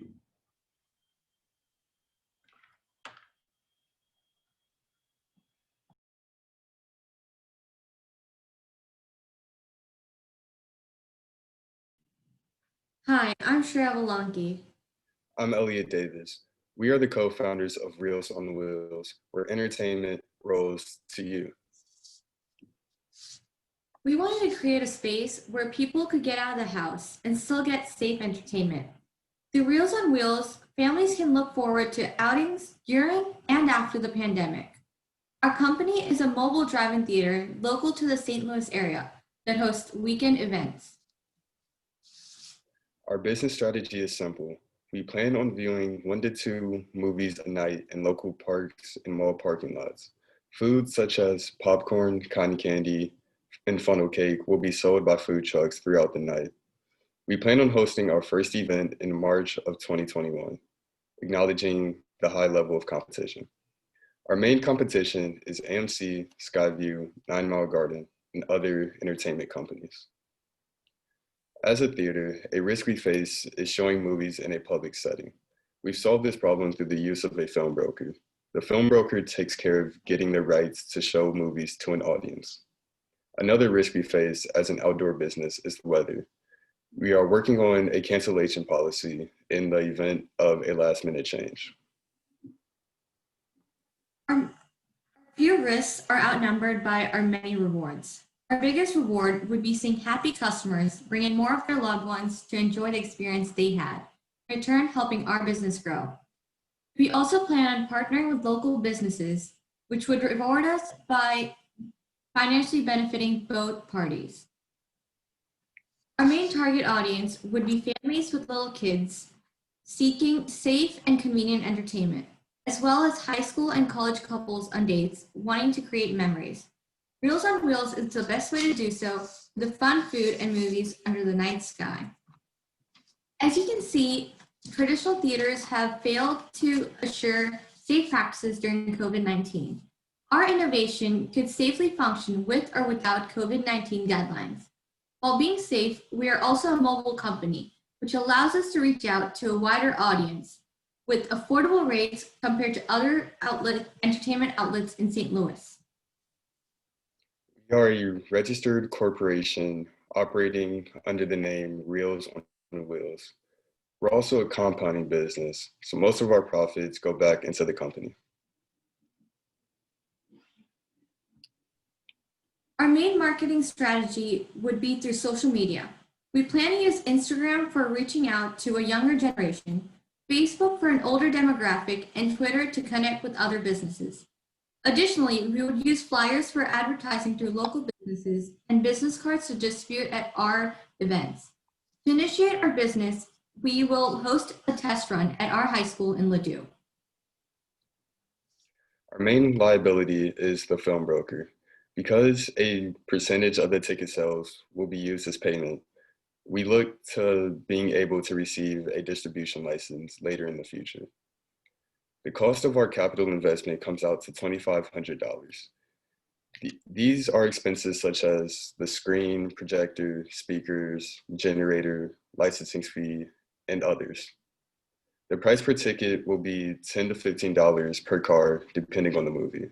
We aim to get at least 50 cars for every show. After doing the accounting, at this rate, we are projected to break even off of the $2,500 within the first 5 months of operations. Revenue will come through ticket sales and food sales, while income will be generated through advertisements and partnerships. We want to partner with local businesses like Fit Soda, Lester's, Deer Creek, and other such companies through sponsorships for funds or other necessities. We've broken down the goals of the company into 3 stages. Stage 1 is seeing profits as well as becoming well known. This will be completed by the year's end of 2021. Stage 2, our business seeks to increase its audience capacity and operations. During this stage, we plan on getting rid of the film broker after obtaining the distribution license, which allows us to show movies to an audience. Also, by getting a frequency license, our customers will be able to listen in from the comfort of their car radio. In stage 3, we are going to have different franchises with staffing for multiple shows on the same night across St. Louis and beyond. Reels on Wheels wants a community to be filled with once again. Thank you very much. That was awesome. Thank you. Reels on Wheels. Reels on Wheels. Coming up next, we got Refreshed Kicks. Refreshed Kicks is a local St. Louis business that specializes in shoe resale and cleaning. Kara, turn off the mute. Hi, I'm Chris. And I'm Tim, and we're Refreshed Kicks. Refreshed Kicks is made up of 2 sneaker-loving, business-oriented high school seniors. Over the course of 5 years, both of us have made over 400 sneaker sales. In addition to selling our sneakers locally, we also sell on Instagram, StockX, and Go. The problems nowadays are that there are way too many businesses wanting to take advantage of you and lots of scammers within the community. The average sneakerhead could use more connections to make it easier on themselves when they aren't able to get the shoe that they need. That's where we step in. We provide our customers with the best prices on the market, access to limited sneakers, and peace of mind knowing that they're in great hands. Our mission at Refreshed Kicks is to provide a more affordable option for higher-end sneakers. Our vision is to bring high-end, good condition, clean sneakers to those who want them but can't afford to purchase shoes at full price. By shopping with Refreshed Kicks, every buyer is guaranteed 100% satisfaction. With our 400 plus 5-star reviews across all platforms, you can rest assured that you will be receiving the same 5-star experience. What sets us apart from other sellers is that we have many connections to our local foot stores, including Foot Locker, Champs, Finish Line, and Foot Action, giving us the ability to get you any and all of the hottest new releases. Now you may ask yourself why. For nearly 3 decades, sneakers have become a huge staple within the fashion and sports industry. Brands like Nike, Jordan, and Adidas design very limited, sought-after sneakers that hit the market for a higher price tag than retail. Profits on these pairs can range from 20 to 100%, sometimes even more. That's why the sneaker market is such a lucrative business. For example, the Nike Kentucky Dunk. All Nike Dunks retail for $100, but as shown above, high-demand sneakers have a much higher market price after release day. On the day of release, prices were around $300 to $350. Now this shoe price ranges around $400 to $600 depending on size. This goes to show you how much profit can be made on a single pair of shoes even within a few months. Our target market are sneakerheads, adults 30 to 50, and teenagers, and we also ship internationally. So our market plan. So we plan to create a strong pull campaign to bring in new customers and keep the old customers coming back. We also plan on creating giveaways and raffles to further advertise ourselves, while also attending local events to further promote and sell our products. Depending on the shoe, our prices ranges from $20 to $1,000, but we also strive to give each and every one of our customers the lowest price point we possibly can, while completely beating third-party sellers. At Refreshed Kicks, not only do we sell sneakers, we also restore them. We use a cleaning method to lift the dirt out from under the soles of sneakers. And that's not just it. We don't just clean the bottom of shoes. We also specialize in sneaker cleaning, meaning we remove dirt and stains from the uppers of the shoes. And as shown above, you can see that we took the soles and completely transformed them, made them look brand new. And then on the photo on the right, you can see that we completely deep cleaned the uppers and took out all the dirt and stains. So to contact us, you can find us on Instagram at refreshedkicks with 2 S's, or you could also email us at refreshedkicks2021@gmail.com. Thank you. Thank you very much. Good job. Thank you, Refresh Kicks. All right. So continuing on, up next, looks like we've got Ceiling T. The Ceiling T is a 4-in-1 HD projector that saves space in your room and even has air cooling technology that includes smart TV features with a wireless magnetic rechargeable remote. Let's hear a little bit about Ceiling T.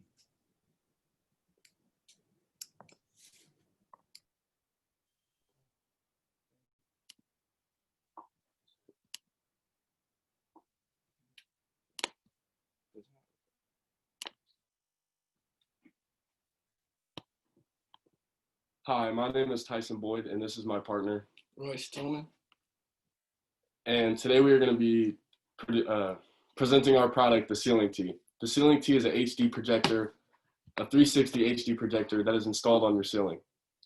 The main purpose of our product is to solve simple problems based in your room: space in rooms, wall mounts, and rearranging your room.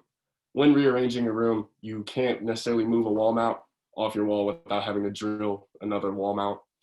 So we decided to put a projector that produces a HD TV on your ceiling. Now to Royce with our customer segment. With this Ceiling T, we feel we will have a large customer segment, and we feel we should target bedrooms to hotels and change the overall aspects of rooms everywhere. With our product, we feel we will target the expensive taste for less. Now for our visual. For our visual, on the left, we have our 360 projector that will be screw-in installation, and it will project anywhere in your rooms with the click of a button. At the bottom of that, we will have the air cooling, which will be accessible through the remote to your right, and this remote will be controlled through magnetic charging for, as you can see on the bottom and the base. For this, we will have 4-in-1. That's basically our air cooling, TV, light, and magnetic charging. We feel that this will change lights and TV everywhere.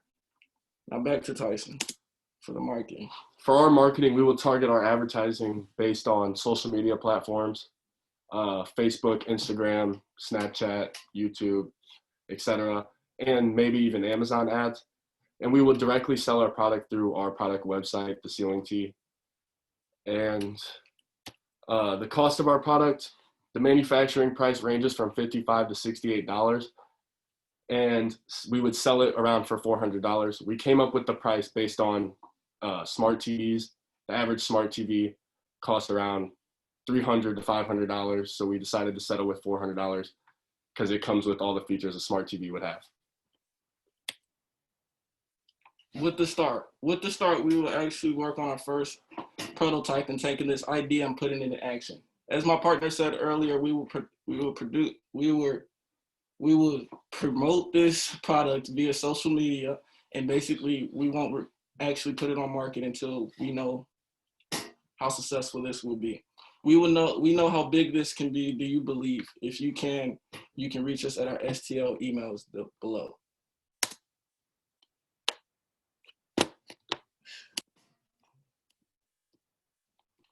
Thank you very much. Very good. All right, thanks for that, the Ceiling T. Coming up next, we got Knead Love Bakeshop. Knead Love Bakeshop was created so that dog owners could make healthy dog treats quickly and easily in their own homes. Our patent-approved product comes with an all-natural dry ingredients, and all you need to do is add water and knead the bag for 10 minutes before sticking it in the oven. For over a year, we've been giving conscious consumers a reliable and nutritious snacks for their furry friends. Just want to make sure everyone can see it. Can everyone see us and hear us real quick? Sorry, just wanted to make sure. Awesome. All right. Hi, I'm Sam Seawalk. And I'm Adam Jaffe. And we will be presenting Knead Love Bakeshop, a healthy and easy way to make dog treats at home.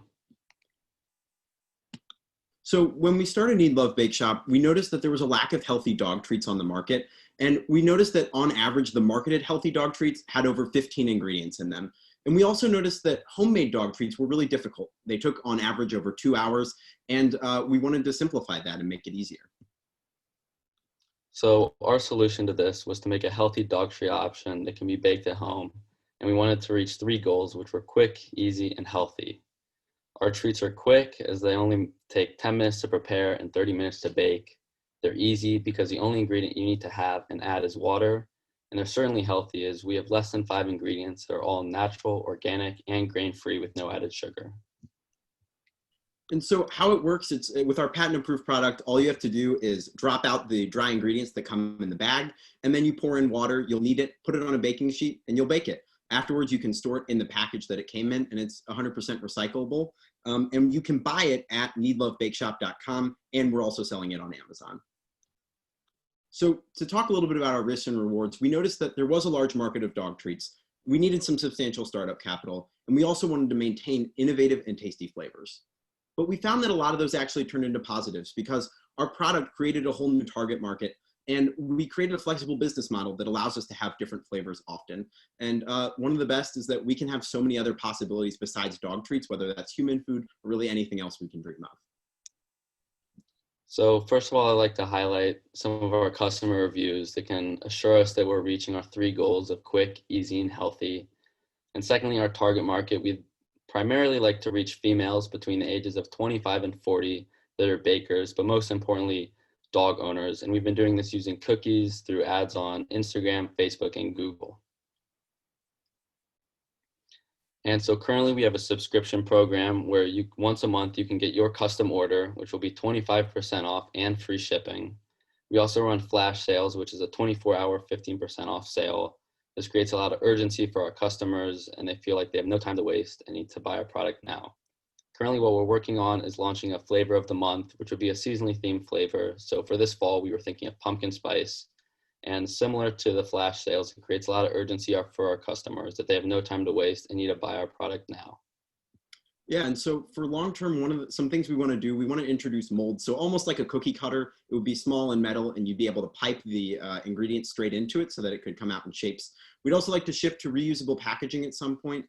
We want it to be metal so it can increase customer retention so that instead of not keeping the product, you'll have it on your shelf at all times.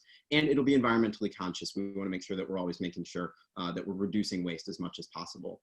And we'd also like to expand to human foods. And so if that's brownies or cookie mix, we can actually do that and put it in the bag with dry ingredients, add water, and we'll be all good to go. So here are some key numbers we'd like to highlight. First of all, our cost per acquisition at $10. That's something we're always trying to lower, and we feel like we're being very efficient in lowering that with our ads, but also our subscription program. Our average cost of goods sold is $3.50, which is another thing we always try to lower, in which we feel like we can do with our reusable packaging. Our year-to-date revenue is something we're very proud of, which I'll share more about on our next slide. So as you can see, we've had a very great 2020 compared to 2019. And one silver lining we found during our second quarter during the pandemic was that a lot of people found that it was a great way to stay busy while quarantined by baking our treats. And then quarter 3, we slumped down a little bit, which is something we'd like to rebound with our flavor of the month idea. Yeah, and so we really want help, and part of the reason we're here, we want help expanding our target market. We'd love to increase it to both men and to folks who are under 25 and who are over 40. And we think that the mold idea will be a great way to reach our younger audiences. And so that's one way that our long-term innovation might help to reach our target market. We'd also like we'd love additional funding to help create the durable bottle. It's going to take a little bit of capital so that we can get that going and have that metal container so that we can be environmentally conscious. And it will probably require another patent approval, which will be something we'll need to work on as well. And lastly, we want some support for finding a distributor to look at our molds. And so seeing how we can do that in the best way possible. We're really at a time where we're looking at what can we do better? How can we be better? And so thank you for all your help. Way to go. There you go. Nice to see you, Sam and Adam. Good job. Thank you. And congrats on the success and finding a product people need. Let's see what we got next. So up next, we've got Children for Charity. Children for Charity's primary goal is getting kids in Clayton to help people in need. We do that by forming partnerships with local nonprofit organizations and posting on our website and social media account when and where those opportunities occur. In the future, once COVID subsides, we plan on having set dates where we will bus the Children for Charity group leaders and kids to and from the volunteer sites. There's a need in the Clayton community to open up Clayton's kids' eyes through the process of giving back because of how they grow up, not knowing that they live in a blessed but abnormal community. So let's learn a little bit more about Children for Charity.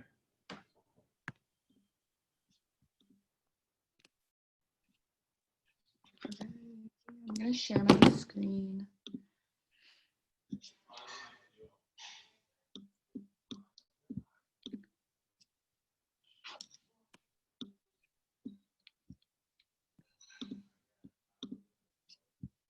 Can you guys see everything?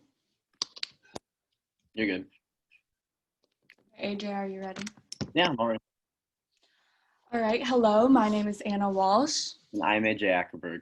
And we have founded the nonprofit organization Children for Charity, Young Hearts Making a Big Difference. So a majority of the kids in Clayton grow up believing that they live in a normal community when in reality, they are much more fortunate than the standard communities that surround them. The average household income in Clayton is just over $97,000, while the average household income in St. Louis is around $42,000. So we have founded the nonprofit organization Children for Charity with the main goal of getting kids in Clayton ages 9 to 12 to help people in need. We do that by forming partnerships with local nonprofit organizations and posting on our website and social media account when and where these opportunities occur. Currently, we have connected with Great Circle in St. Louis, the Brightside Garden Beautification Demonstration, and holiday meal donations. Yeah, so most simply put, we find volunteer opportunities outside of Clayton and post them on our website as well as our Facebook so that parents can become aware and in turn get their kids involved. We will initially only be posting on the website when and where volunteer opportunities occur for the parents of Clayton kids to see. And once COVID subsides, hopefully in the near future, Children for Charity will ramp up so that we have set dates around 3 times a month to bus the kids and Children for Charity group leaders to and from the volunteer sites. So Children for Charity has only one specific target market, being Clayton parents who want their kids involved in volunteer work outside of the Clayton community. The consumers are the kids, while the customers are the parents. So because of that, we have to make Children for Charity exciting and appealing for the kids, while easy for them to navigate and sign their kids up on the website, as well as safe for the kids to participate in. So we are further targeting parents through having Facebook as our social media platform, so they can see any updates with Children for Charity and the volunteer opportunities that they would want their kids to become involved with. As you can see on the right is our Facebook account, which says we are a nonprofit, gives a quick summary of what Children for Charity is, and we also have a link so they can contact us easily by just simply clicking on the Contact Us button. Children for Charity is going to be partnered up and sponsored by St. Louis ARC, Mission St. Louis, which are nonprofit organizations, and Starbucks. It is obvious why we chose local charities to partner up with, but you may be questioning Starbucks. So recently, the store in Delmar has agreed and arranged times for our charity to collect food items and disperse them to our already partnered up charities.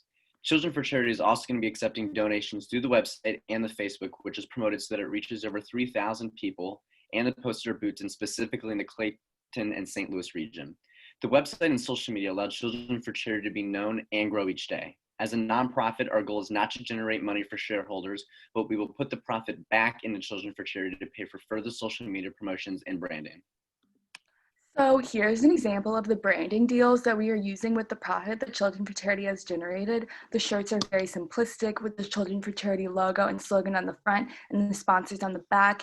Each Children for Charity kid, volunteer, and group leader will wear these shirts to and from the volunteer sites.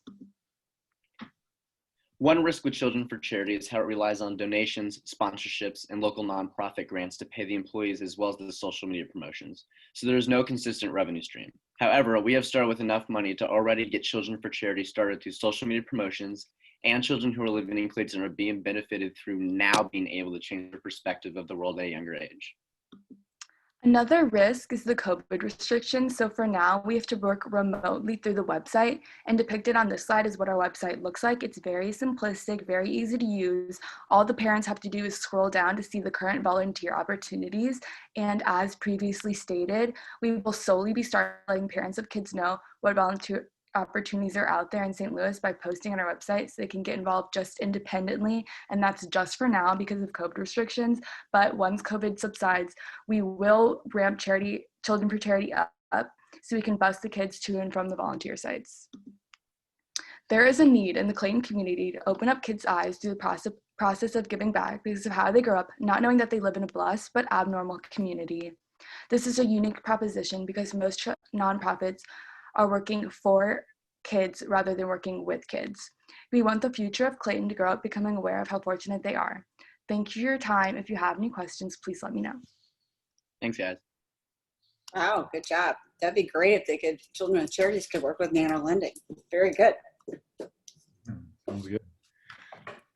Moving on again. Looks like we've got the Deutschmann Company. Lots of people have tons of loose change in their car. Most of the time it gets piled up and goes to waste. Let's learn about it.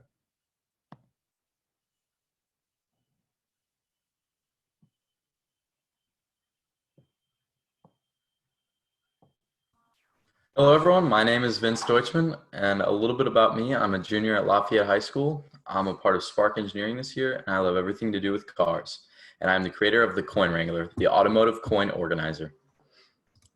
Now, as a worker at Waterway Car Wash, I deal with dirty cars all the time. And one of the biggest problems I come across is that many coins get lost and dirty in cars. And nobody likes it when you're at a drive-thru and all you have to give for change is sticky coins from your cup holder. After doing some research, I found that this problem is bigger than just sticky coins and a few cents lost under your seat. According to Business Insider, USA Today, and the FederalReserve.gov, there are around $10 billion worth of loose change in circulation. And also business closures due to COVID-19 have caused a coin shortage, leading to businesses encouraging payment with exact change. To further extend my research, I also interviewed some people within my target market, which is teenage drivers that care about the cleanliness and organization of their car. I asked what features they would like in a product that organizes change in their car, and some of their ideas were to make it sleek and nice and look sleek and nice in any car, to make it easy to clean and make it display how much change you have in the organizer at once. So I took all this information and I developed a 3D model. Now this is a very rough draft of my product, but it has features such as 4 slots for each of the main coins used in America, a flat back with an adhesive patch so that the main coins used, so that the container will be secure wherever you want to put it, and also a textured exterior that can have endless possibilities that vary from leather to carbon fiber to match your interior. Also, there are room for possible features such as an easy removable bottom for easy clearing and cleaning, and a display so that you can see how many coins are in each slot.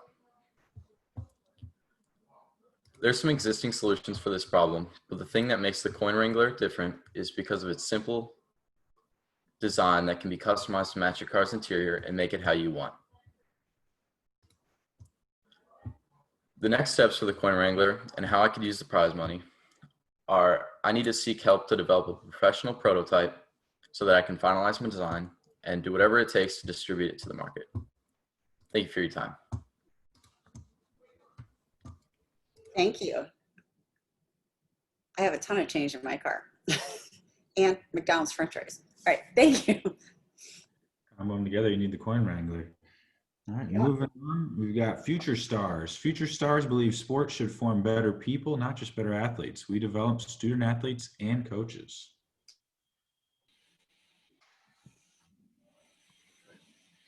My name is Athmeet Pfeiffer. We're the Future Stars.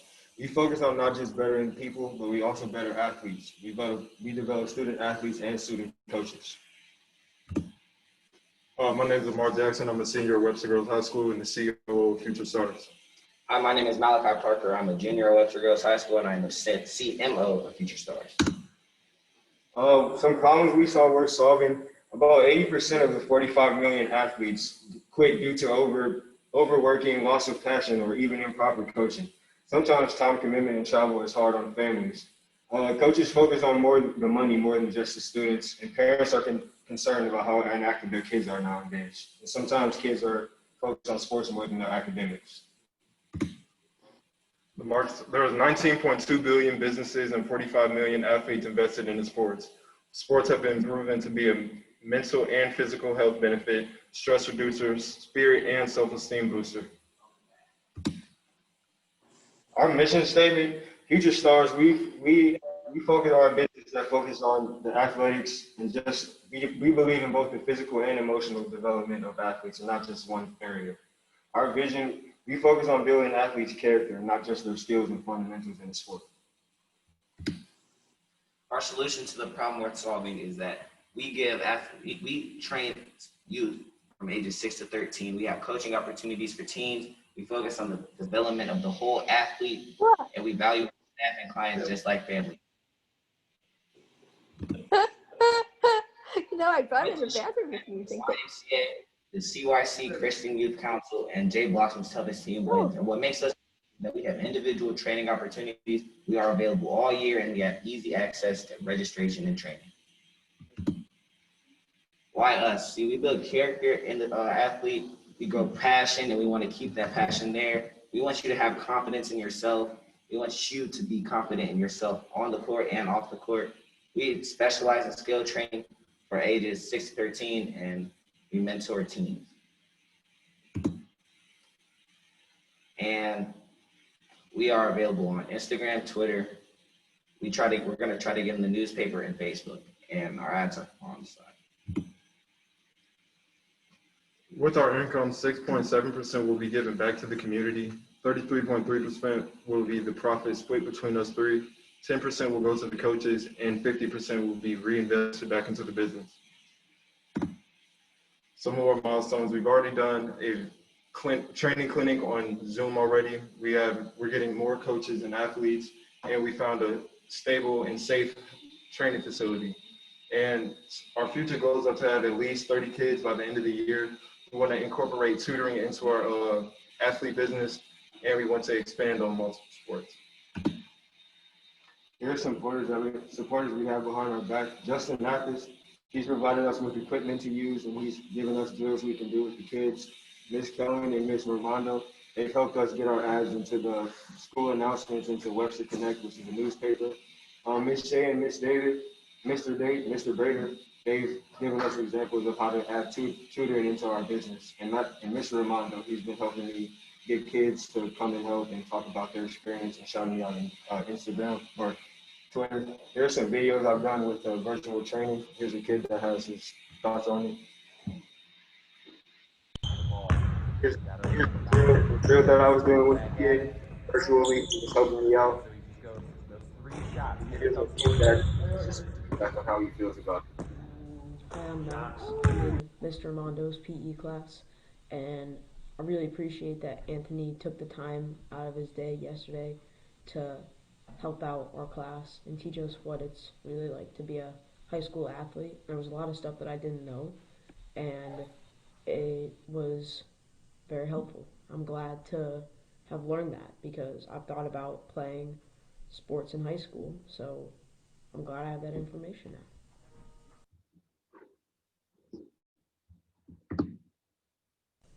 Hi, I'm Max. I'm in Mr. Armando's PE class, and I really appreciate that Anthony took the time out of his day yesterday.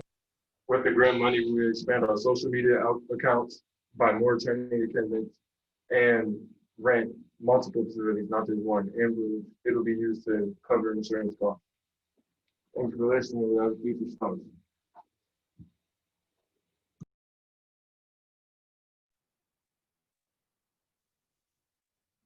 All right. Thank you very much. Much needed thing. Thank you. Very Awesome. All right. Very good. These kids are very talented. Yeah. Up next, we've got Pot-A-Plant. Pot-A-Plant is a versatile planting tool angled toward the home horticulture community. Pot-A-Plant takes a previously proven high-yield, tedious growing technique and provides a much easier, low-step process. There is currently no similar product on the market. Let's learn a bit about Pot of Plant.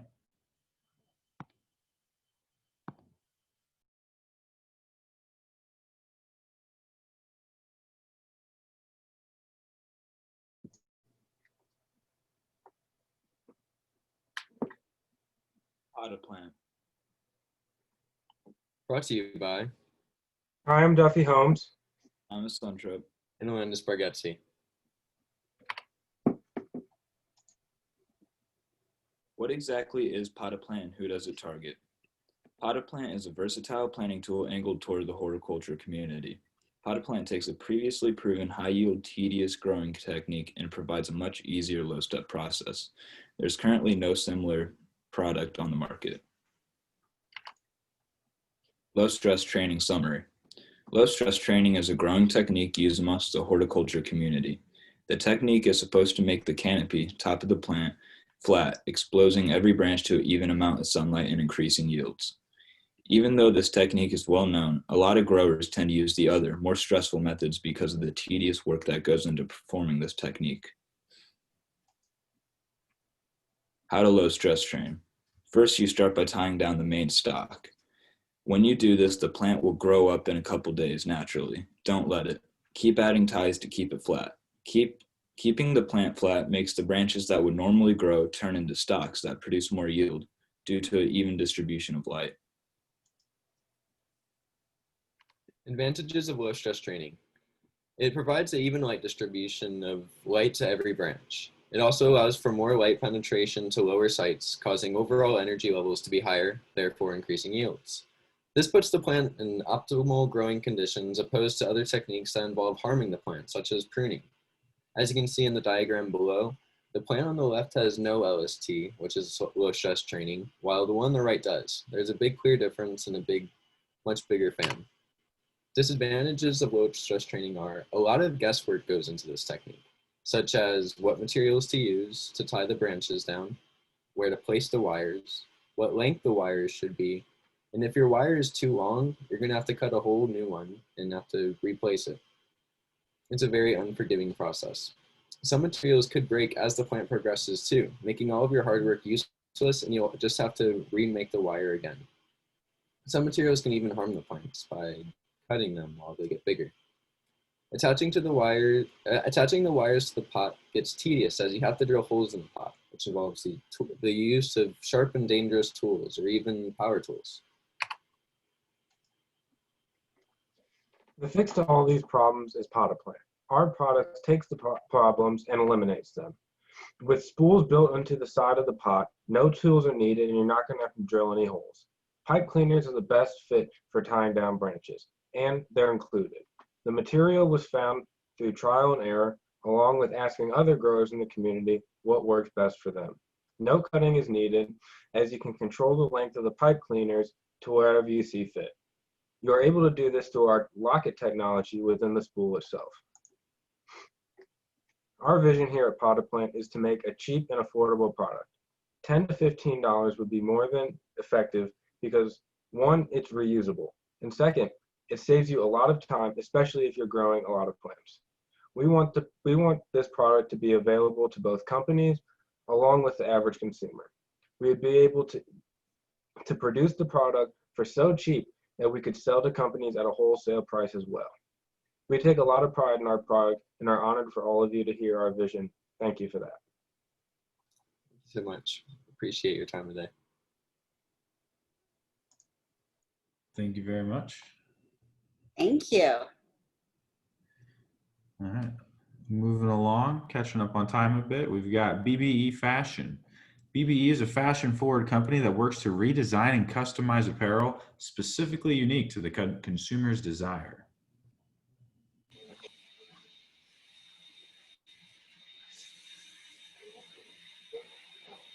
We are BBE Fashion Company. Have you ever went in your closet and found old clothes and shoes and didn't know what to do with it? Well, BBE is here to help. BBE's mission is to invest in people and communities, to provide them with eco-friendly fashion items and give them the opportunity to voice and express their innovative ideas. We aspire to provide all clothing consumers with the option of custom, eco-friendly fashion pieces. BBE Fashion will utilize and recycle textile as well as create an effective communication system with our customers to ensure their customization is done exactly to their desire. There are 14 million tons of textile waste being dumped into our landfills. According to downtoearth.org, it takes materials like leather 25 to 40 years to decompose, thread between 3 to 4 months, cotton between 1 to 5 months. Since these materials take a while to decompose, it is causing pollution. 100% of textiles can be upcycled or recycled, but only 15% is actually upcycled or recycled, leaving the other 85% to clog our landfills. Our solution to helping reduce these issues is customizing and reconstructing articles of clothing as well as shoes in order to give them a second life. We will take items and customize them and reconstruct them as our customers desire, and by doing this, we'll be able to save many items from being thrown in the waste. On the left are materials that our customers gave us, and on the right is BBE's work. And it's the same for this slide. Here are a few customer reviews. As far as our potential market, many consumers are increasingly looking to purchase eco-friendly items, including apparel. Our direct competitors would be very limited as there are no major fashion industries that both offer recycled textile as well as customization, but rather one option or the other. Our indirect competitors would be companies who deal with recycled textile. For example, Remedies takes in post-industrial fabrics and recycles them, but there's no option to create anything new. H&M offers their conscious fashion line, but there's no option to customize any of the pieces. Our ideal customers consist of high school students and young adults ages 14 to 30 and all genders. These customers either have a part-time job, no job, some may even have a full-time job, allowing them to be able to afford our fashion pieces. They hold the largest population on social media. They also hold the largest population for online shopping, as shown in this graph below, which social media and online shopping will be our two largest platforms for our product. As BBE continues to grow and become more known, we want more individuals to come to us for the customizing of their clothes and shoes. We started out with our friends and family, then they began to spread the word about their BBE customizing experience. The other ways we got our names out there were by marketing through social media, the Echo School newspaper, and the Webster Kirkwood Times newspaper, and again, just by previous customers spreading the word. We supply ourselves with the equipment needed, such as paintbrushes, paint jewels, and anything else that is needed for the customizing of our clothing. Our shirts will range from $8 to $20, pants will range from $20 to $30, and the pricing of shoes depends solely on the shoes the buyer would like and the customization the buyer would like. BBE has increased our sales to $200 within the last month. We've already found our problem solution and our ideas. We searched for our market fit in the White House. We found our ideal customers. We launched our product to the public. We launched our social media account as shown below. We are looking forward to launching our website. We began receiving and processing orders to create the product for our customers. We want to make $3,000 by the spring and also get into local boutiques with the help of our fashion industry mentor, Kathleen Bivens.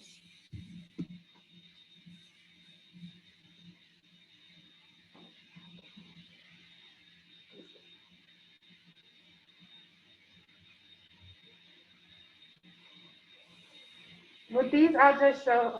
When BBE wins the pitch competition, we will use that prize money to supply ourselves with the equipment listed in order for our business to continue to prosper and grow.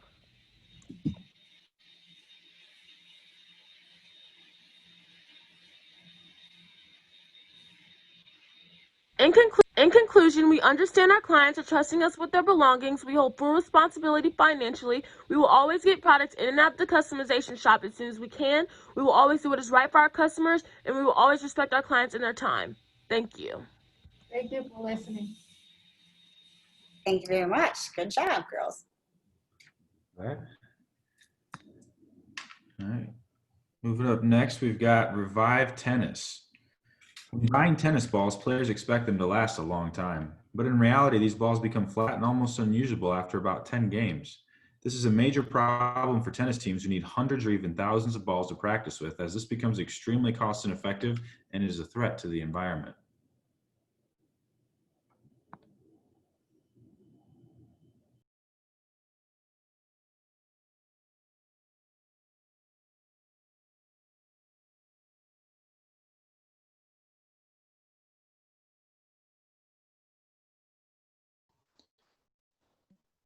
All right, can you guys see my screen?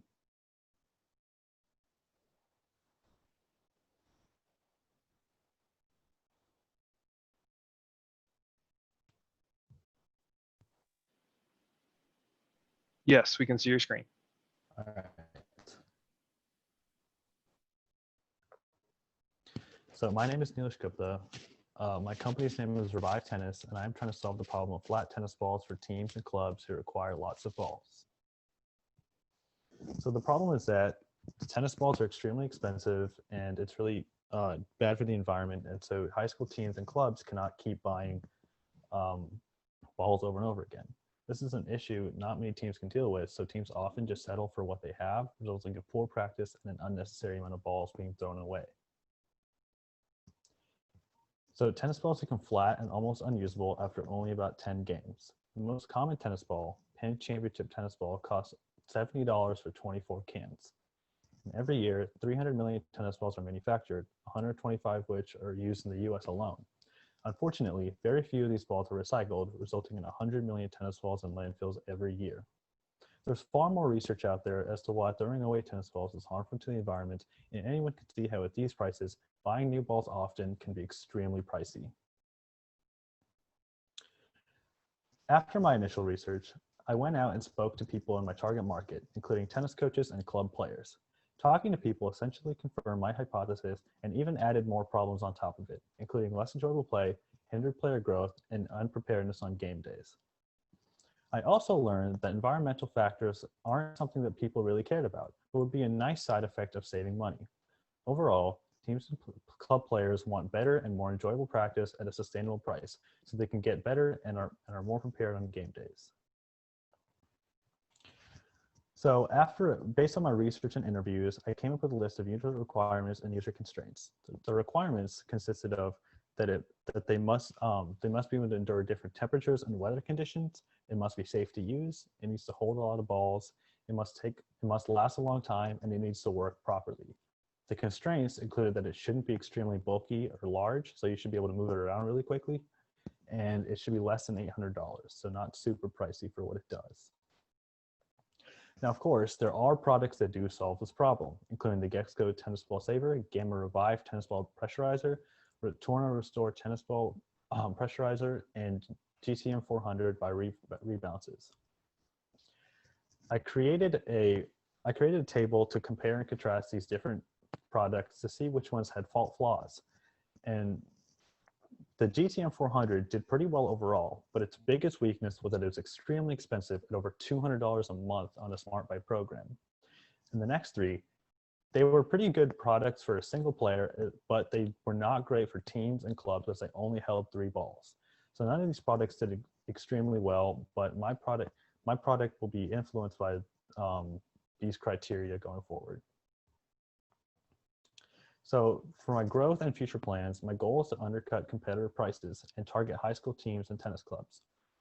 I will market the product to appeal to people who are trying to save money on tennis balls, but I will also have things on top of it, like it's better for the environment. I'll use Instagram and a website mostly for my online presence, and then I will try to sell to local teams and clubs. And later on down the road, I will try to get deals with maybe tennis stores and other athletic stores to further sell my product. As tennis teams and clubs continue to face challenges with flat tennis balls, a better solution is needed, and a market is clearly there. With all the market research I've done, I hope to create a better product than the existing ones at a more sustainable cost. Thank you. Thank you very much. Awesome.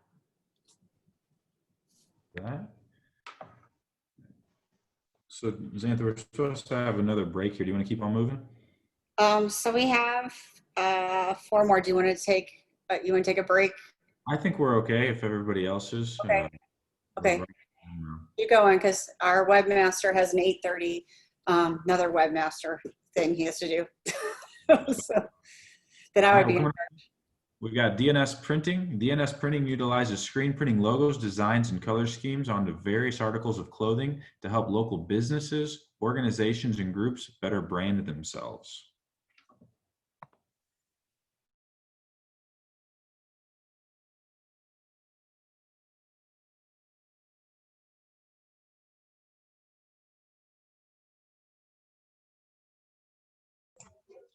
Can you guys hear me? Yes. Can you see my screen? Yes. So we are at D&S Printing, and we're here to give them a local and cheaper option to print your logo on merchandise in the St. Louis area to help brand your business. So the problem in today's screen printing companies, there's a long wait, there's large order minimums, and not local customer support. So the solution that me and my partner created is a company that focuses on small businesses and shipping locally to become a one-stop shop for everyone's merchandising needs in order to help them better brand themselves, especially during these difficult times of COVID, where pricing is very important because of budget restrictions. So for our profit margins and price, we're sticking with masks because it's one of the easy things we can do, and it's where we're actually getting most of our sales. And so it costs us $35 to get 50 masks, and then $5 for the ink, and then $3 for emulsion, and the decal paper is $2. So the total cost is $45, and then we sell it for $150, so it's 75% profit margin, and then the total on just 50 masks is $105, and then for 100 masks it's $125 with 62%. So looking at what we sell, with our current machinery, we could potentially sell on any item that can have ink on it. And this includes pants, caps, and shirts. And especially now with the pandemic and the necessity to wear masks, we can also print on masks as well. And this has been something that we are definitely exploring with a lot of local businesses because the demand for masks is very high and the branding potential there is also very high. So for our main customers, we're going after, but this is not limited to schools with like their team, student government clubs, small YouTubers or podcast hosts looking to brand their channel, local youth sports teams looking for jerseys, local companies looking to grow their brand. And I would say that's basically our main customers is right there in the local companies. And then fundraising and advocacy groups if we stumble upon them. Looking at our commitments and orders, currently we have one sale and we have sold an order of 10 custom printed masks to a friend of Danny and are currently trying to get more sales as well. We have commitments from groups like the Parkway West Student Council and Dazer Lighting Technology, and we are in the talks of getting business from the Parkway West hockey team that could be upwards of 100 or so sweatshirts. So we're in the works of expanding our business and getting deals that are even larger. So our competitors, what we can offer is we have the ability to work with creators and help them design and give feedback and have better customer service. We have a local establishment. We can make faster deliveries and better quality with lower prices. We're also students, which helps a lot. We can say that we're trying to just make a company as students, which really sets us above everyone else. And we want to brand while you go, and we allow creators use our services to reach out to their fan base.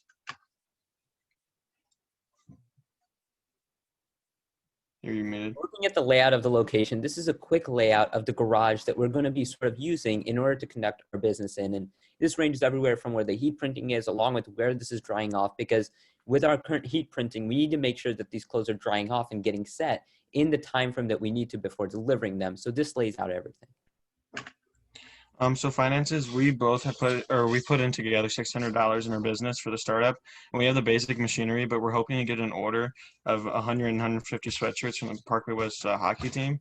And with the equipment we have, we don't think we could do that kind of order. So we want to get better machinery to complete bigger orders like that and continue to grow our business.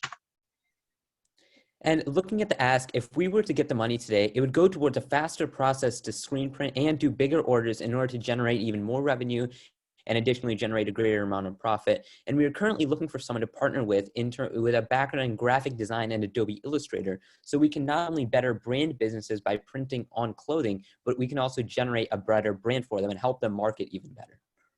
Thank you. Thank you very much.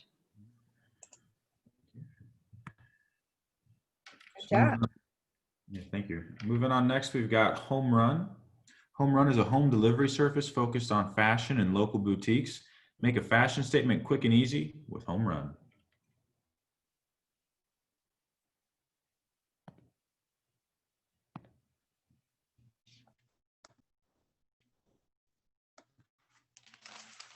Can everyone hear me?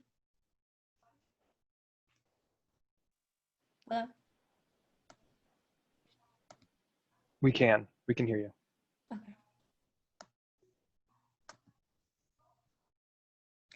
Hello, everyone. I'm Jaden, and I'm a senior at University City High School. If you're as last minute as me, you know what it's like to have 1,000 things to do with very little time. For my past 3 homecomings, I've bought and purchased my dress on the day of, and naturally, my mother, sister, and I waited until my cousin's wedding day to purchase our outfits and to get our hair and nails done while still having 1,000 other things to do. I am also an avid user of DoorDash. I probably spend over $100 every 2 weeks. Why? Because I have unlimited access to all restaurants all over my city and I don't even have to leave my home. Food from wherever I wish at my doorstep in no longer than an hour. You can use the time it takes you to go to the store, place your order, return home, and it could all now be used to do just about anything else. That's when it hit me. To have the same access but for clothes will be evolutionary. Imagine you need an outfit for a gathering with friends, but you also need to get your hair done and run to the bank. With Home Run, you can. Home Run is an online shopping app where you, the shopper, can browse through stores in your area. After completing your purchase, items will be brought to your doorstep within hours with our same-day delivery. You will be shopping at everyday stores that you visit in real life. Maybe even purchase that shirt you saw a week ago while window shopping. When I first start, of course, there will be a limit to amount of orders my small business will be able to deliver to. So I will sell in 2-hour increments, meaning all orders submitted to me between 2 and 4 p.m. won't begin delivery process until 4 p.m., giving me 2 hours to get all the orders. I will make a profit by having a small upcharge on clothing items purchased, small delivery fee, and tax. I will offer membership where if you sign up, you get free delivery. I will also allow customers for a small upcharge to make their order first priority, meaning their order will be delivered immediately. And I will also only accept orders of $15 or more. I will use the money to develop and create my app, advertise my app, and pay for all the gas I'm going to need. During the pandemic, 42% of the population used online shopping to grocery shop, compared to the 22% in 2018. Because of this exposure, more people will join the already growing community. 91% of the community online shops, and 51% of them shop for clothes. Here are the most popular online sites for the country.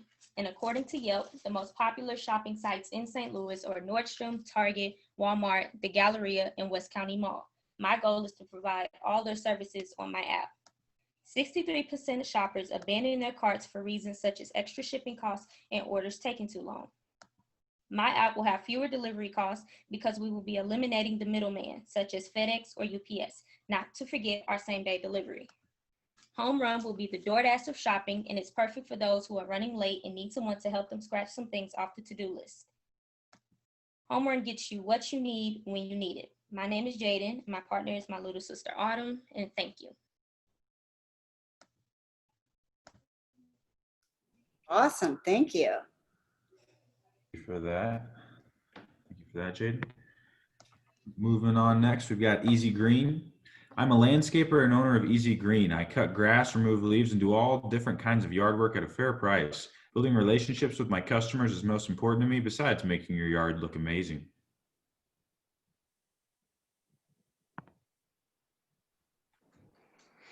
Hi, my name is Gavin McLean. I'm an owner and landscaper at Easy Green. Easy Green is a lawn care company that cuts grass, removes leaves, does mulching, and any outdoor projects. So the problem that I'm solving is these big companies like Lawn Masters, they tend to charge a lot. They also send random people in each week to do your yard. But at Easy Green, however, we have a fair and reasonable price, and also building a relationship with our customer is most important to us. So the benefits of me being a local neighborhood kid. If I don't show up, you can call my mom. Also, I'm flexible, easygoing, and I'm close. So this past summer, I made about $2,500. The reason I'm doing this is I want to know how the real world works. I want to know what it takes to run a successful business, how people react to different outcomes, and by doing this already is helping me mature. And I just want to prepare myself. So who am I? I'm just a basic teenager. So in my neighborhood, there's about 200 houses. There's public land and there's all the houses. There's about half the houses that the companies cut along with the public land. So I have 6 houses and I would like to get to 12. So these are my expenses for a typical season. For gas, just for the lawnmower is $10 a month. For transportation, $40. So taking my car from house to house. And then weed whack line is just $20 once a year. So about $320. So this past summer, I was making about $150 a week. For mulching, I made $425, and for removing brush, I made from $250 to $300. And after you take my expenses away, I made about $2,200 profit. So here are my goals. I would love to get 25 grass clients next summer, 4 mulching clients, and 5 underneath. And I did a little calculation. So if I got 25 clients and the average pay for each one is $25, I have an estimate of $15,000 revenue, which is a great amount of money for a kid my age. So here's my 4-step plan. So what I'm doing right now is next door. The first 4 days of having it, I got 4 clients already. I'm also trying to purchase a trailer for productivity. So from going house to house, I don't have to worry about all the time it takes to load up my car and unload it. I can just put on a trailer and go. And I'm also looking for a partnership. So my business partner, Harrison, that originally started this with me, bailed on me. So I'm by myself and I'm looking for new people to work for me. And I found someone. So what I did, I put him through a trial run. I gave him a yard and told him what needs to be done. I waited to see how the yard looked, his work ethic and everything. If I liked him, I would hire him, and I did. So I have 1 employee and I would like 1 or 2 more. And that brings me to my operation procedure. So I have a spreadsheet that has all my clients, their addresses, all their information, and then a different one for a checklist. So I give out a checklist to my employees what the house wants, when they want it, and what order they want it. So they have this checklist to do while they're doing a yard. And now I'm trying to get a commission structure in place. So if you're using my equipment, my gas, lawnmower, everything, you'll be making 40 or 50% for a yard. But if you're using all your stuff, transportation, everything, it'll be about 80% your profit. So this is what I'm doing post-season. I'm doing leaves, planting, snowplow, mulching. And here's my exit plan. So I would like 25 clients. I also would like to sell, because if I sell, I can, at the end of the day, say, I just ran a successful business. I did good. I made profit, and I turned this into something a lot bigger.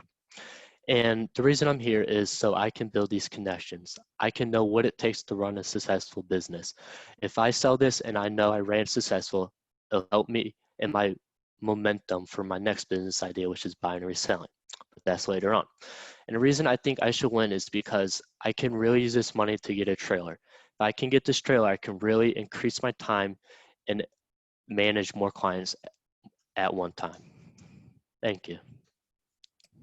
Good job. Easy. Green line. Thank you. Thank you. Okay, so I think with Lifeline, I'm going to have to run the PowerPoints. So Drew, can you let me screen share? I've got you, Xantha. Okay, you're going to do it or you want me to do it? I got it. Okay, good. Okay, perfect. I love not having responsibility. Drew is the best. Sounds good. Well, coming up next, we've got Lifeline.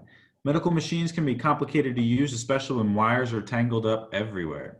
Across the US, nurses and doctors are constantly having to untangle wires. With my new product, I can fix that. With retractable wires, the problem ceases to exist. Let me know when Xantha started screen sharing. I'm sorry, it won't let me. I think Drew's going to do it. Oh, gotcha. Sorry, Okay. I had a different presentation in mind. One moment. I do not have it. So, Okay. Xantha, if you have his, you may. Share it? Yep. I'll share it.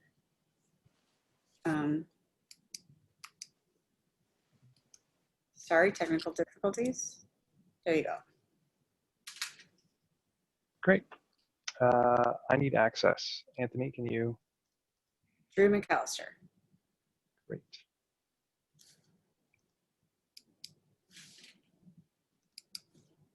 Still no go. Okay, let's see.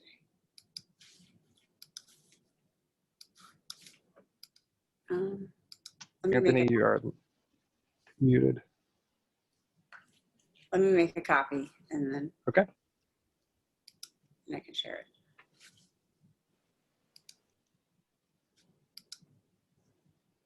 Okay, got it.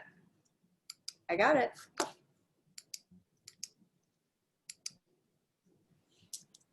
I thought I wasn't going to screw up tonight, but I did. There you go. I've sent a request for access. I still do not have access to that document.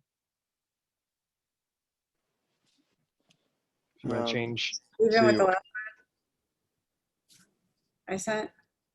yeah, I've got both of those, and I get an access denied whenever I open either one. If you change sharing to public, it should allow me to do that, to see it. I did, but Anthony needs to, I guess. Yep. Yeah, I'll try. Anthony, my email address is D as in Drew McAllister, MCALL.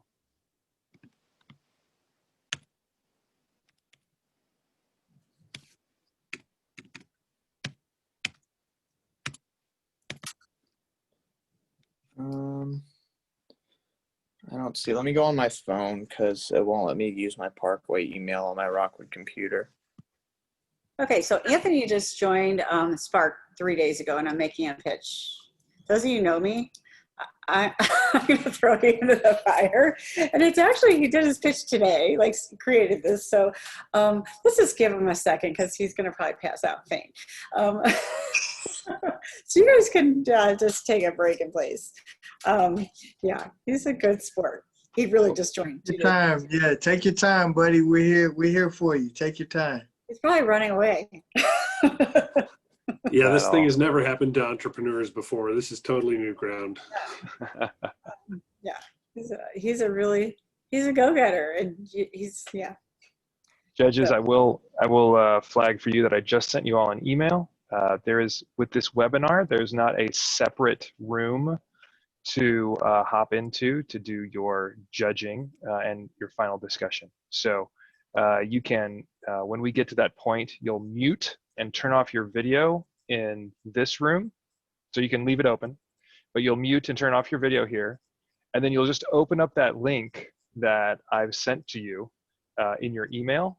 And that will allow you to hop into a room where you can have some discussion. And then we'll be able to hop right back into the Zoom webinar to deliver the much anticipated results of tonight's pitch competition. Who needs me when you have Drew? He doesn't make any mistakes. That is so not true. Okay, Anthony, were you able to share it with Drew? No, it said I couldn't share it with. Okay, Anthony, go ahead and go without it because you were going to go without it before. Okay. Drew, can you let me? You can certainly share. Yep. At least it's telling me you can share. Okay. So if you click share on, if you can open up his presentation and then click share screen on the Zoom, you should be able to. I can do that. Let's see. Okay. Let's see. All right.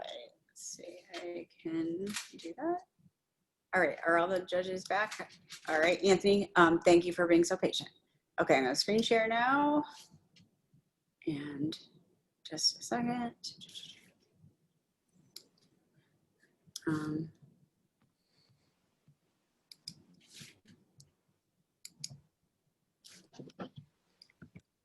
And then our screen, okay. It wants all these, it wants to ask me if it's okay. The Mac is not letting me screen share. Okay, never I mind. can just go without it. It's fine. Wait, just 1 second. Let me try one more thing. It's because we have awesome new computers, but let's see. Let me try one more time.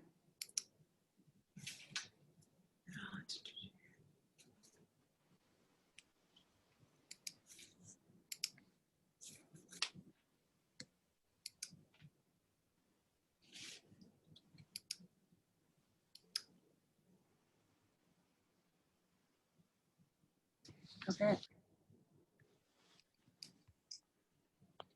Okay, let's see if it allows. I think it's going to let me do it. Okay. Can you see this screen? Can you see it? Yes. Yeah, we can see it. Okay. Go ahead, Anthony. You're on. Wait, I need to go back though, right? Yeah. Okay, there you go. Okay. My product is Lifeline. My name is Anthony Amato. Who am I and why Lifeline? My name is Anthony Amato and I go to Marquette High School. I have an interest in business and want to learn more. I also want to meet people. Getting connected is very important in the business world. Lifeline is a small device, almost like a measuring tape, that retracts medical EKG wires. I chose to design Lifeline because during a global pandemic, my father had heart problems and was sent to the ER. While in there, the nurses had to use an EKG machine, and it took 2 of them around 8 minutes of complaining to untangle the wires. Because of COVID-19, we wanted to get out of there as quickly as possible, but were forced to stay. Not only is Lifeline more useful in a global pandemic, but it is also very useful for moving through people quickly and efficiently on a crowded day. Experts' advice in the learning process. I am new to the business world, but that does not mean that I can't be competitive right out of the gate. I am eager to learn, and I understand that that might be through failure. I have an appointment next week with an engineering expert who is very optimistic and is willing to help me design a product. I am striving to learn and increase my knowledge every day. Future views. In the short term, I hope to get my product's design finalized and tested. After that, I'm going to use the people I met through Chesterfield Chamber of Commerce, National Honor Society, which I'm a part of, and Spark to get the word out and try to make my product on a broader scale. So in the long term, I would like to create a great marketing plan. My business. As with any startup, money is tight. If I win the money, I will use it to buy and test my product with a real EKG machine. My target market is the medical industry, but mostly nurses and doctors. Around 300 million EKG tests are performed per year in the US. The US population is currently sitting at 328.2 million people. This means that over 9/10 of the entire population will use my product if it becomes widespread. The competition is a rough one, but I believe a beatable one. A new wireless EKG machine has come out, but because of the better and increased technology, the cost is many times more expensive than my product. I would also like to add that my business demand will not be affected when the pandemic is over. All in all, Lifeline is a business idea that was made to help people, because in the end, it is about the people, and people will never go out of business. Thank you. Very good. Thank you. All right, so I believe, Xantha, does that wrap us up? Yep, you guys can go into Drew. They're going to go into the other link that you emailed that to them. Is that right? Yes. Yep. If you would, just go ahead and put yourself on mute here and then turn off your video. You should be able to go into your email, click on the link, and join us in the other room. Gosh, I'm so glad I'm not a judge. All the pitches were great tonight. It's fantastic. All right. So yeah, this is where I get nervous. Come on. Drew, thank you so much for being the MC and the webmaster tonight. Oh, happy. And thank you, Ken, for working the clock, right? You're doing such a great job. Very, very cool. All the kids, you did amazing. I'm very proud of you. Had to be tough. It's hard for me to talk into a screen, but you guys did a great job. And like John Clark said, this is a new way of presenting, the new way of pitching. So you have a communication edge over probably your parents now. So that's exciting. So yeah. All right, so we're gonna take a break in place. You can check back here in 5 minutes and we'll see if the judges have made a decision. The first place is gonna be for $700. The second place will be for $200. And the third place will be for $100. And we would like to schedule a call with John Clark. He has all kinds of cool projects. He's doing a project with SpaceX, and he works with NASA and all kinds of cool things. So he's a young entrepreneur that's really passionate about what he does. So I think it'd be great for the winners to actually be on a call with him. Okay, we're going to take a break in place. Thank you.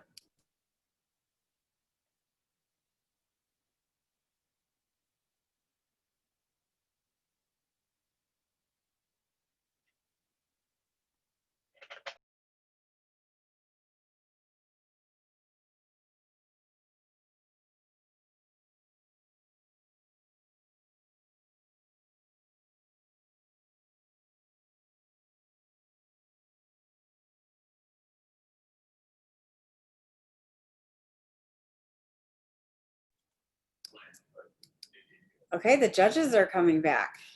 This is exciting. Oh, I'm nervous. So glad I didn't have to judge.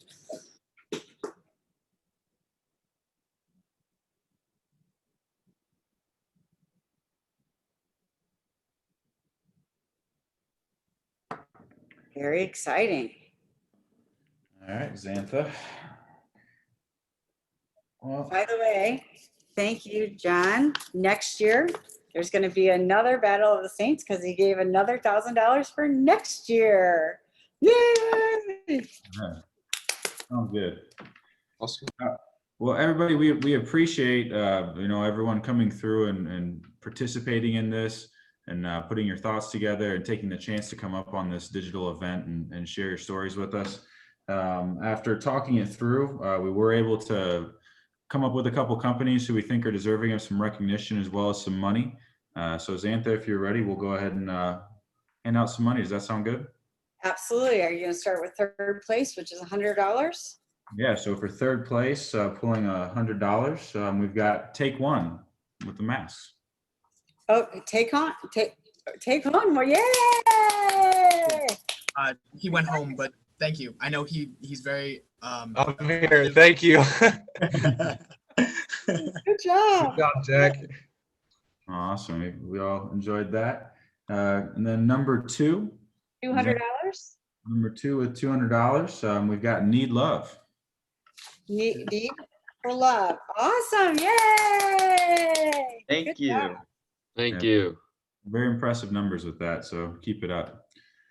And then for the top prize, and the winner of Battle of the Saints for, was it $700? Uh-huh. We've got NANO Lending. Yay, NANO Lending. Yay. Is he on? Sheree, are you on? Hello? Okay. So it will take a little while for you to get your money. So teachers, email me your student's name, who you want the check to go to, and an address. That would be awesome. And I will send you the forms to fill out. So thank you so much, judges. I know it's been a really long night, but it should make you feel so good that these kids are 4 years away from being the next new hires, and they're going to be the future CEOs of the world by the time they're 25 now, maybe. I don't know, in this world. We're so and I can't wait to have you guys onto Zoom now because you're so exciting to be with. So we want to have you be in our classes, and we thank you very much, but we're going to let you go so you can go have a life. And John, we can't thank you enough. And all the students and all the programs, the Clayton Catalyst, the Webster Thrive, the St. Louis CAPS, and Jennings, thank you so much. We really appreciate all. We had 66 teams present tonight and 26 teams. That's awesome. Yeah. And it's pandemic, and they did good. Yay! So, thank you very much. Have a really good everyone.